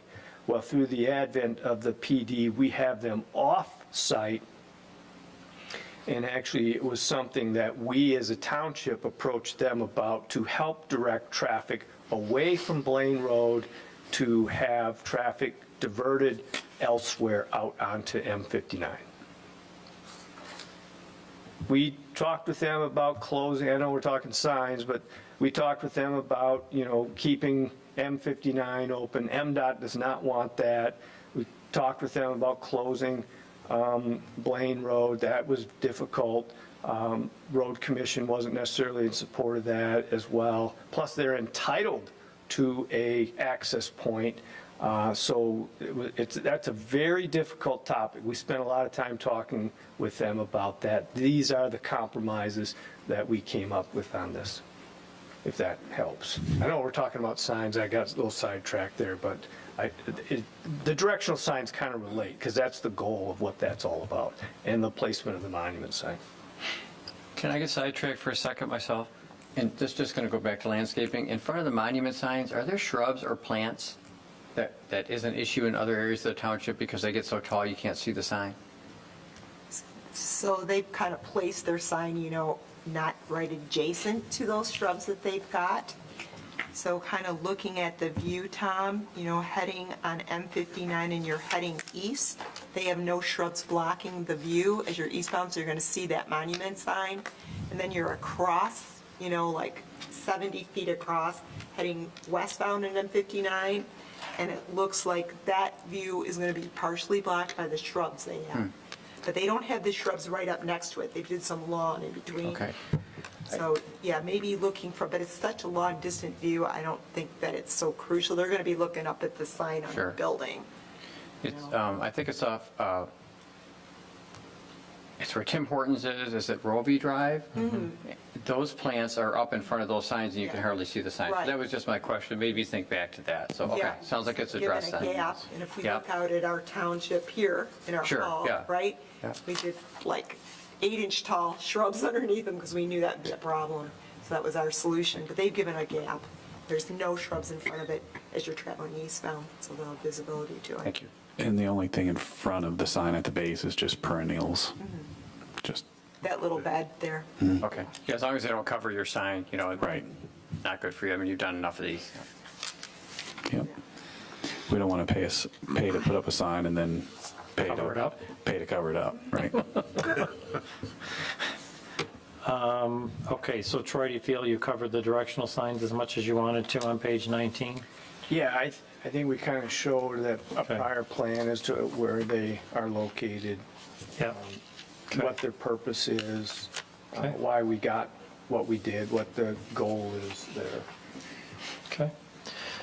Menu boards, there are a couple of them there, and they are complying with what our requirements are. We have other zoning ordinance standards to meet. There's nothing else. We've covered a lot of different things this evening. DPW, mentioned you do have a copy of the letter. Fire marshal and engineer, you've got their letters. We're all okay there. I have a comment, please. Now we're going to say, is there anything else that anybody else has got? Yes, go ahead. So, fire safety, Leslie, my PS 100. Could you turn to that, please? Oh, yeah, that's me, sorry. Your 6-inch fire service has the 2-inch domestic water and the 1.5-inch irrigation stubs coming off of that 6-inch. What page is that? PS 100. Yeah, you can't do that. Okay. It's a life safety issue. Not a problem. I would just, a word of caution, even if it gets through the original approval, they'll catch it on the install.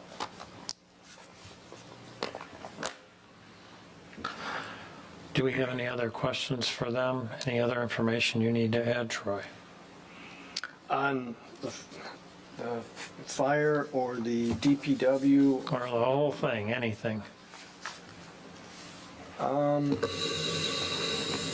I know traffic is this monumental issue, and there's a lot of great comments that came out tonight. Part of the dilemma is the separation of what the township has authority on and what the road agencies, MDOT, and the County Road Commission have authority on, and what legal rights the property owner has in the property, make this much more complicated than I think a lot of people understand. And I wish I had the ability to do some of the things that are suggested, but I honestly believe the compromises that we have reached are the best that we can get on that. And I guess it now defaults to Planning Commission, the board on the project, so. Does anybody have any questions for them?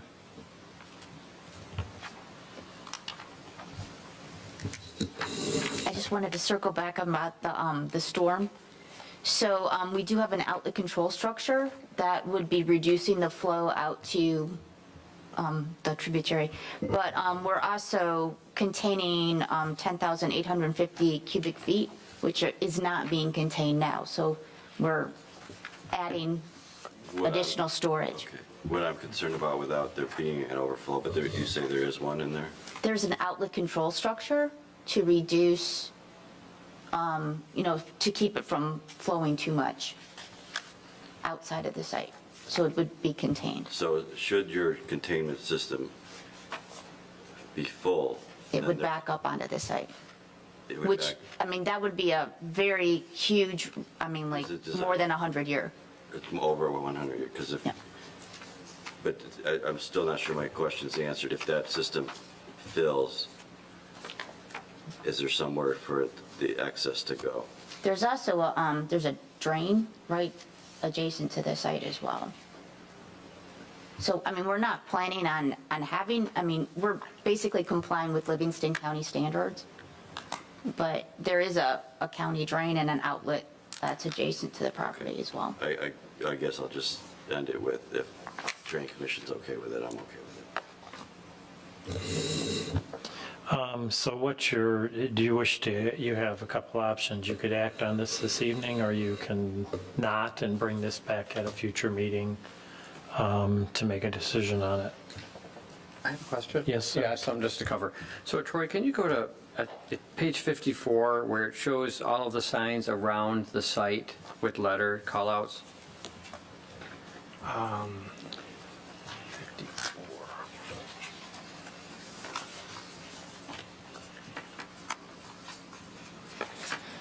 This might be closer to the front. Is it the same one we looked at in our presentation as well with ABCD? Probably this one? Yeah. Yes, so Troy, if you go to our presentation. Is this it? Thank That's you. it. So, This has to do with stop signs, and I'm going to talk about the whole property for a minute if I can, because Larry made mention of, coming through the area, and I'm in this area a lot. I'm a resident, right? So I know this area well. And it was a resident that made a comment too. Over the years, we've had some, I would say, troubles with stop signs on the property to the south, on Rural King property. And I think that, and Troy might want to talk about this, but I think a couple years ago, they did put up some signs for us, but they were, or for the area. Primarily, this is for safety. Anyone that's driven through it will know this. So I think they're 4x4 wooden posts with small stop signs. I don't think it was probably a compliant sign, but those were put up. I'm not suggesting for you to do this, but, or if we need more recognizable benefits, or if this is something that could be worked with the Rural King people to maybe update some of those signs, or take a drive through there and look, a lot of signs are missing, a lot of stop signs, and they're cut off at the ground from a snowplow or whatever. So, Okay. I guess I just want to make a comment there. And again, I don't know that I'm asking for you to do it, but it's just something that, we could spruce up the area and make that, you're going to have a showpiece of a building here.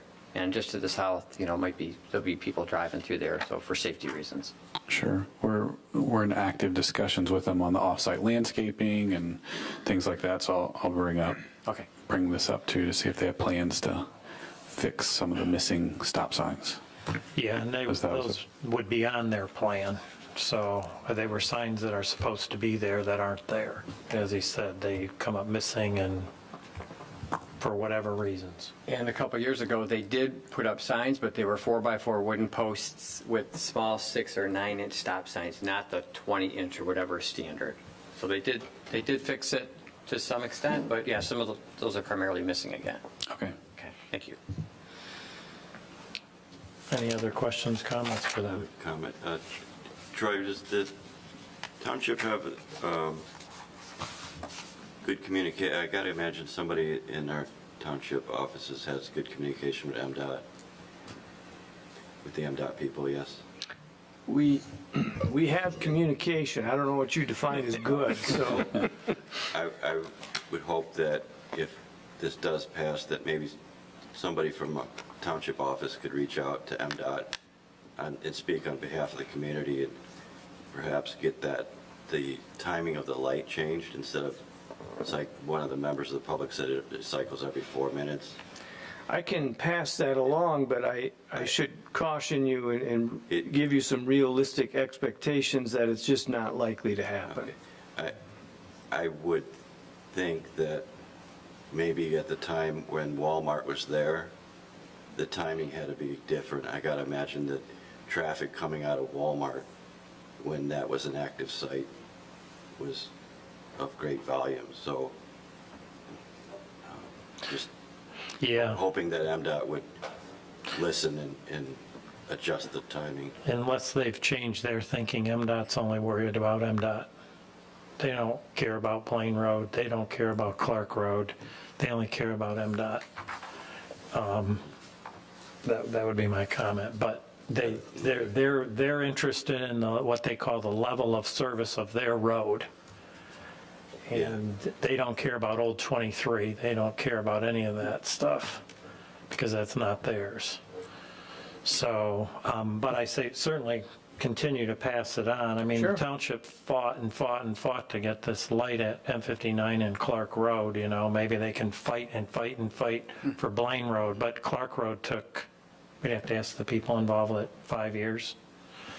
But, if you don't bring it up, then it's not. But I do know on this project and these intersections, and there were discussions on this project. This wasn't just an email, hey, what do you think? Send me a note. That wasn't how this was handled. So they did look at it. Do you have anything to add to that? Well, I just, you can hear our hands are tied, and we really want to help, and we listen to you guys, and we get it. And you've agreed to try the first 30 days when you think the place is new, and you've got this big pull coming in, and you're going to keep Blaine closed. But let's say on day 31 you open, and it's just a frickin' nightmare. I don't know if there's anything you guys, since MDOT sounds like, even though we're going to keep talking to them, if there's anything you can reconsider if you say, oh my God. and we could keep Blaine Road closed because it just isn't working for the community. Would you ever consider that? Since you've already conceded the 30 days, just kind of keep your eye on it and say, these guys are in trouble.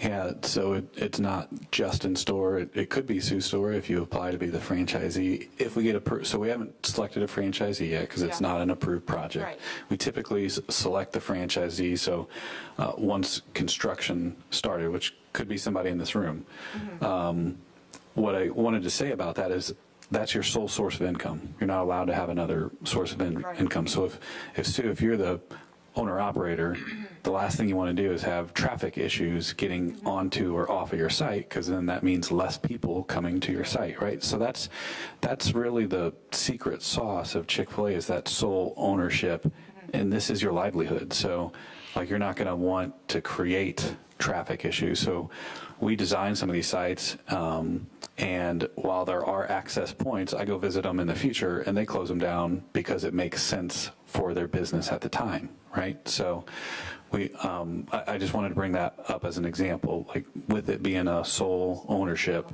that owner operator will make the judgment, make the calls that works for that business. And it was Novi was brought up as an issue, which we agree with when we opened Novi in the heat of COVID.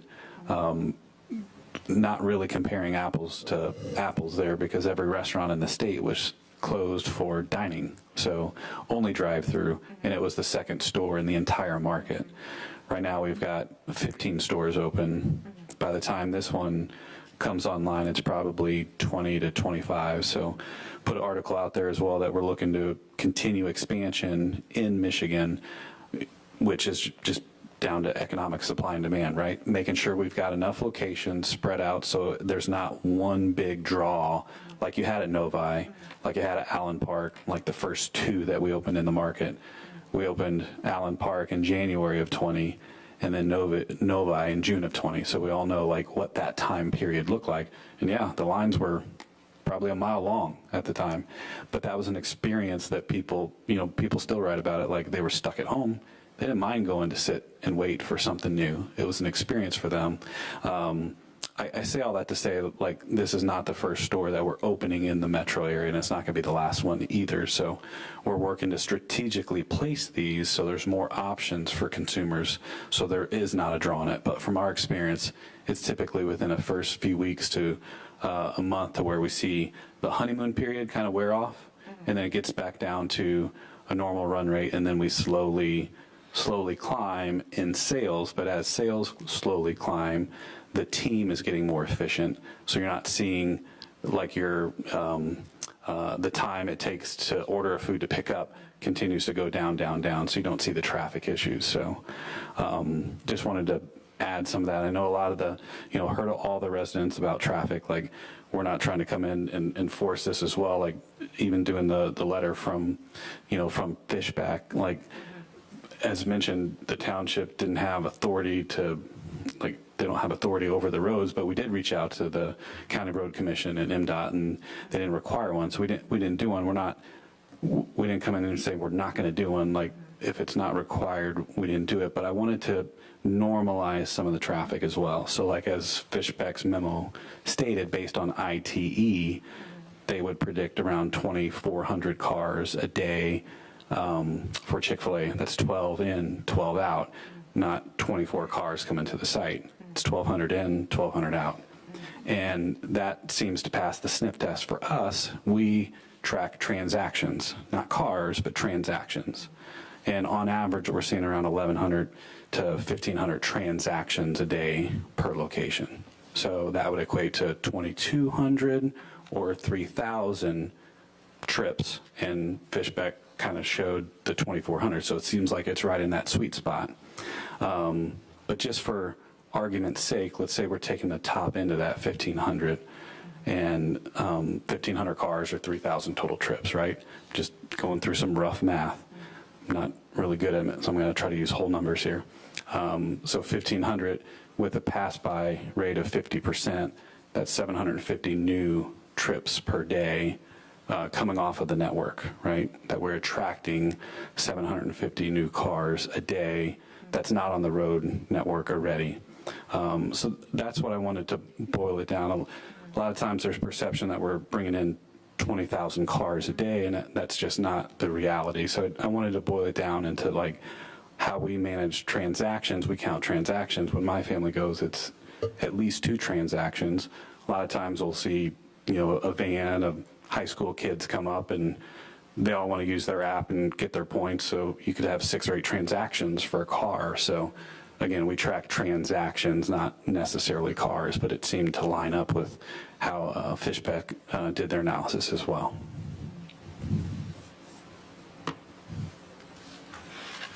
Okay. Any other questions? Anybody got anything for him? Did you wish to act on this evening, or did you wish to postpone this to another meeting? That would be your choice. I would be prepared. You're going to ask us one at a time for comments, or? Just not of it. I guess if nobody makes any motions, we'll have an idea. My comment is that I would be willing to act on this right now in a positive way. And it's not that I don't think traffic is a very significant concern. I think it is. I think everybody echoes that. But at the end of the day, we would need to have some sort of information that would be actionable for us to say that this is a real problem with traffic. And what I mean by that is saying things like, well, we know there's a store over there that's really busy and creates problems. That's not something that is a standard that we can go to. We can go to the the ITE standard. We can listen to engineers at the county, at the state level. Those are things that we can actually make actions on. And, if the county came back and says this isn't going to work, or you're going to have to put a lane in to do this or something, that would be something that we could move forward with. At the end of the day, my significant problem with rejecting a project like this is that we have essentially a fast food restaurant being replaced with a fast food restaurant. That's really what we're dealing with. This is not like a green project here where we've got, nothing's been determined. This is something that would be very difficult for us to say, oh, this can't be. You'd need to have some very significant reasons. And people do bring up good points. One of them was, for example, the increase in traffic. But that, once again, is not something that's really actionable for us. We can't stop development of something that's already been developed a certain way just because more traffic has come. If we could do that, then maybe we could, weed out some of the business we have right now. We could, every other business has to close down. We got too much traffic. Obviously, we can't do that. What if a business sells, like Burger King, somebody owns it, when they go to sell it? We could say, well, there's too much traffic, we'd like a tropical fish store there.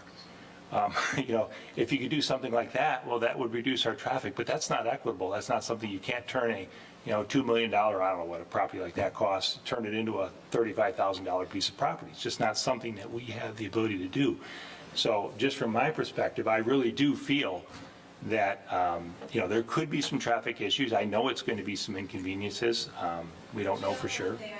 We don't. Excuse me, he's talking. And so the point is, everybody, the point is, please. What I want to say is that we need something actionable. And we don't have the ability, as planning commissioners, to just pick new standards. For example, we could pass, the board, we only recommend, we don't pass anything, but we could recommend that there be a zoning ordinance that only very successful or very unsuccessful restaurants can be at a certain place. We could deem Burger King to be a less successful. They've done their, maybe they're not as popular anymore. So we'll allow Burger King to come back in, but we won't allow any restaurant that begins with the letter C. These are just things that we can't do. If we could, that would really turn zoning upside down, I think. And so all I'm saying is that we do understand that there are going to be challenges in any growth. This is not the kind of growth that we can just stop. If this was a discussion on future planning, if we were doing a future planning use and we had, large areas of farmland that we wanted to do something, that would be the time to really address that. But this is a situation where I keep coming back to this. It was a restaurant before, it's going to be a restaurant again. We don't really have the option to change that aspect of it. I guess that's all I would say. I don't know if anybody has anything to add to that. No, I don't have anything to add. Well, if you're so inclined, we have a motion on the front page of this staff review letter. Before we entertain a motion, let the record show that we have received 3 emails in support. Okay. Thank you. I'll move to recommend approval of site plan PD 25-002, the preliminary plan development site, plan for Chick-fil-A, plan development as outlined in the staff memoranda dated April 3rd, 2025. Support? A motion to recommend approval for site plan application number 25002 from Commissioner Ekman, second from Commissioner Murphy. Is there any further discussion on it? All those in favor say aye. Aye. Opposed, nay. Motion carries. Congratulations. Your next step is with the board because this is a recommendation. Thank you. Right. Thank you very much.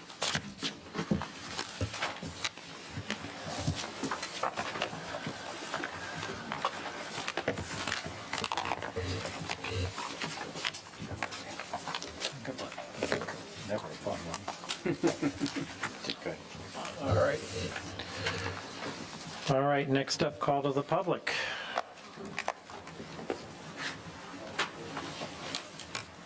Hello again, Jason Fowler, 10558 Wayne Road. Apparently, you're the first time I spoke. I want to be clear. Santa Barbara, 2.5 years of traffic issue. Sugar House, Utah, 3 years of traffic issue. South Abilene, Texas, 18 months. Dallas, 12. Dallas, 12. Bellevue, Washington, 24. Charlotte, 1 year. This is not a 30-day plan. MML, the Michigan Planning Guide, actually says you can control egress and entrance on your site plan. Now, Livingston County Road Commission may not have anything to do with it, but you have the power to control it. Based on this meeting, I heard a lot more you're out of compliance than you're in compliance. And all of you let them be out of compliance. That's enough reason to say, no, we don't allow you here because of all the out of compliance. Sounds like doing a PD plan is a reason to get everybody out of compliance and to give you the flexibility to say, it's right, we asked for 30 feet, you're at 20, who cares? That's ridiculous. It's absolutely absurd. I don't want to be appeased. 50% of the traffic will be coming westbound. So the sign being closer to Glen Meadows will only account for 50% of the traffic going down Blaine Road. Maybe. The rest is going to try to turn left down Blaine Road. So the sign being somewhere else may be fine. The big sign on Chick-fil-A, people will turn before the sign. They always turn before the sign. No one drives past the building to then turn into the entrance. That is absolutely ridiculous. Another thing is telling me to drive through a goddamn parking lot to leave my neighborhood. How dare you, Chair Fox, say, why don't you drive through the parking lot? That's what I do. That is not acceptable for someone representing the people of Hartland. Not acceptable at all, especially when you don't even live here. To tell me to drive through a parking lot to leave my neighborhood. There's no repercussions that we have after this is passed. After this is passed, these communities have been waiting years for action to fix the issue that Chick-fil-A created in their community with traffic. Years. That's what we're going to be in. If you can close it for 30 days, you can close it permanently. If they want to be out of compliance on all of these issues, then they can be giving up their entrance on Blaine Road.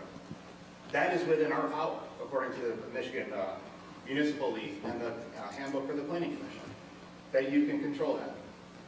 You have to make best interest in the community long-term. You are not. You yourself, Chair Fox, said, I'll be long gone by the time this is a problem, in multiple meetings. That is not making long-term decisions for us. It is. When we talk about traffic in the Planning Commission for the apartments, I'll be long gone when that's an issue. Unacceptable. Police intervention, because traffic's so bad. What are our county sheriffs going to do? We have 3 on duty at some times. When that's gridlocked, we don't have the support. We don't have city police to go there and help and clear this traffic issue that you are creating.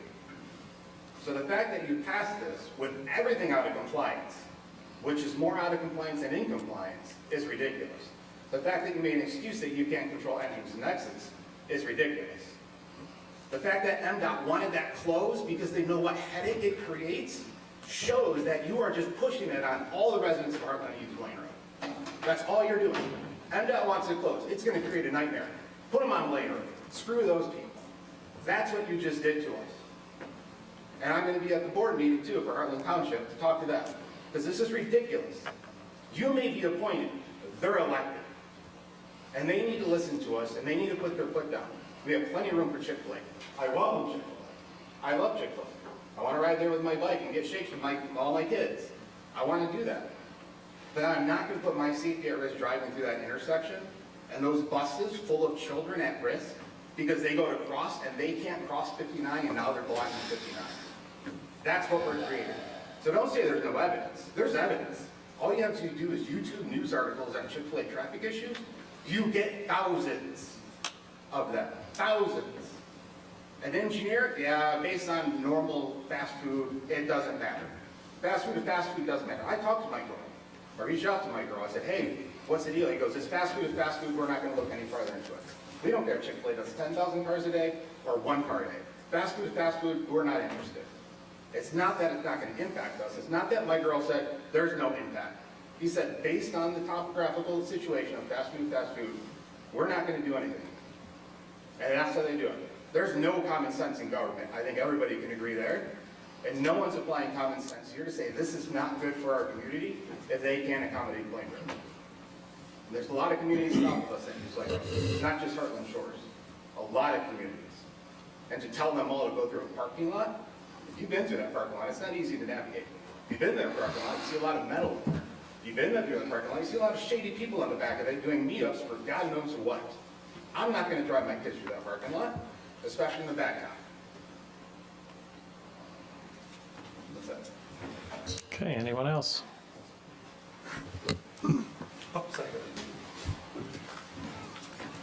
Larry, I agree. Your comment about driving through a parking lot is very insulting to all of us that live in that neighborhood. It's wrong. That parking lot is horrible. It's potholed.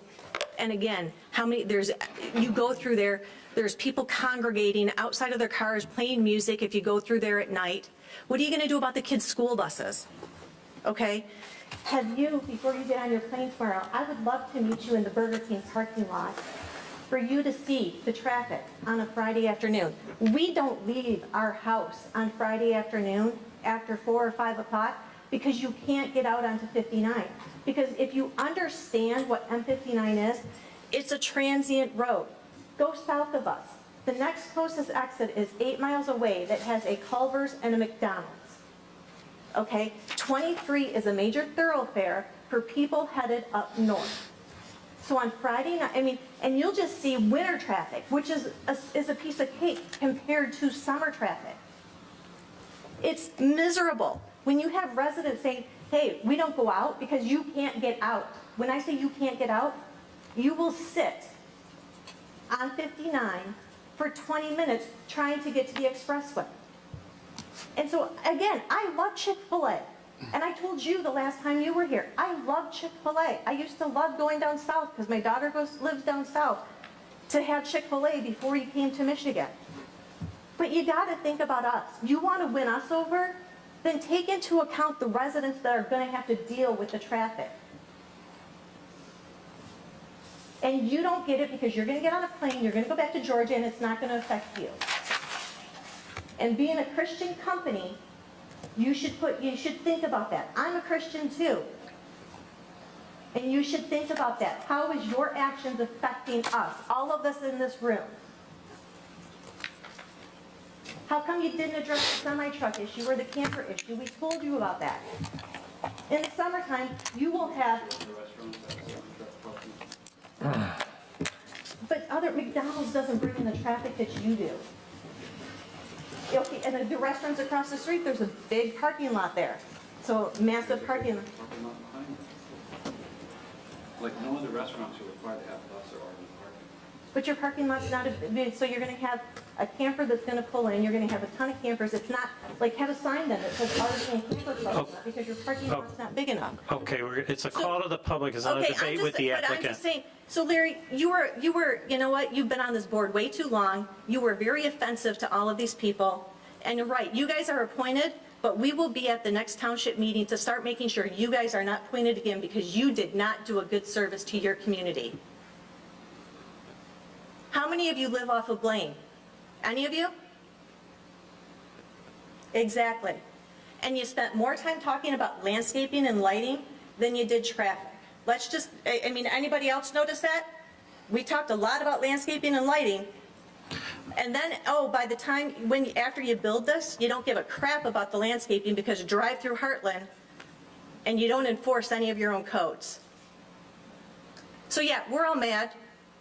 This is not going to end here.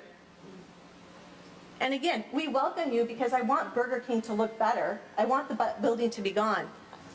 But think about us. Anyone else? Well, I'm glad I don't have any of your guys' jobs today, or yours. I'm Jared Beauchamp. I'm all about pro-development, and I think there's a lot of beautiful things that are put together on this site plan. And I wish I could have been here earlier for the opening call to the public, but I wasn't able to. But, you know, when I did get home, I started watching this, and I'm like, good, I can get back, I can get up there. But, you know, there still is something you guys could do. And I would just, everything about it, the building's beautiful. I think everyone I heard is excited about you guys coming to town. But it really comes down to a 4 or 5 car length, give or take, space. When you turn off onto Blaine Road on 59, and you're taking a left in there, I'll give you a couple hypotheticals. If we closed off the rest of the openings to Rural King, and forced everyone to go through your property that you're going into, you would see very quickly that the minute anyone's traveling northbound Blaine, you got to wait. So those 4, 5 spaces where you can park cars waiting to take left, Wendy's, people pulling out of Wendy's are fighting for that same spot. People taking a right are going to get jammed up. It does happen. And you guys, you have a wonderful business. I think it's impressive because you're not just an average fast food. You guys rule. The amount of people that go through, every time I go buy one of those, being a business owner, I'm like, man, they're geniuses. But it's pretty simple. If you guys would just consider making that a right-hand exit only, because we're talking about signs everywhere throughout the Rural King parking lot. If I'm coming and I'm getting off the expressway, and I see Chick-fil-A, which you're going to have the nicest lot right there. It's going to be visible. And I see there's only an exit coming out. I know I'll be able to turn left at the next entrance. You know, we talked about, I heard everyone talking about, well, technically you don't own the property in that, but you're putting signs through it anyways. We're talking about redirecting it through the property and all that. You guys really could do that. And I see your guys' commercials. I mean, I don't think, while you're probably getting beat up pretty hard on certain things, I think if you look at it, you're not going to lose any customers. People are still going to get in there. They're going to be able to get out. They're going to flow through. And I think it would be a good thing for the community. I think everybody here, from what I heard, likes your product. It's just, if, like the one lady said, if you go and sit there and watch, or if you even did an experiment where you could show off those other entrances for Rural King, which I question whether your traffic would be even more than Rural King. It probably will be. And trying to see that, those 4 or 5 lanes, trying to take a left into your entrance, plus Wendy's trying to pull out, taking a left, it creates a problem. And if you're even going to consider temporarily closing it for 30 days, I don't say close it, just make it an exit. When I turn right, because I assume there's going to be an entrance there, I'm not going to say, oh, there's not an entrance, I'm going to go somewhere else. I'm going to go around the corner, take a left, I'm going to see to be able to come in. I mean, you have a chance to do a great product. You guys, I think, are a great company. I would encourage you guys, even though it passed tonight, I think you could do the right thing, not just because I understand, are these just complaining residents, or is it valid? And I do believe it's valid. It's not, you know, again, I'm total pro-development. You know, I don't like anyone telling me what I can do with my properties. So I understand that, but in this situation, I can just throw out there, I think it's really something worth looking at. So, and that's all. Thank you all. Okay, thank you. Anyone else? Just real quick. So you guys brought up utilizing the other areas to get in and out, but no one addressed who's going to be responsible for maintaining that. Right now, the asphalt is not good. There's lots of potholes, as it was mentioned before, and obviously signage, but in terms of maintaining it, is it going to be Chick-fil-A's responsibility? Is it Rural King's responsibility? Noble Appliance? I mean, I don't really know who it belongs to, but if you're telling everyone that they now have to use all those other thoroughfares through it, who's responsible for maintaining those roadways? So. Thank you. Anyone else? Okay, we will close call to the public. Troy, we are at planner report. Anything from you tonight? I do.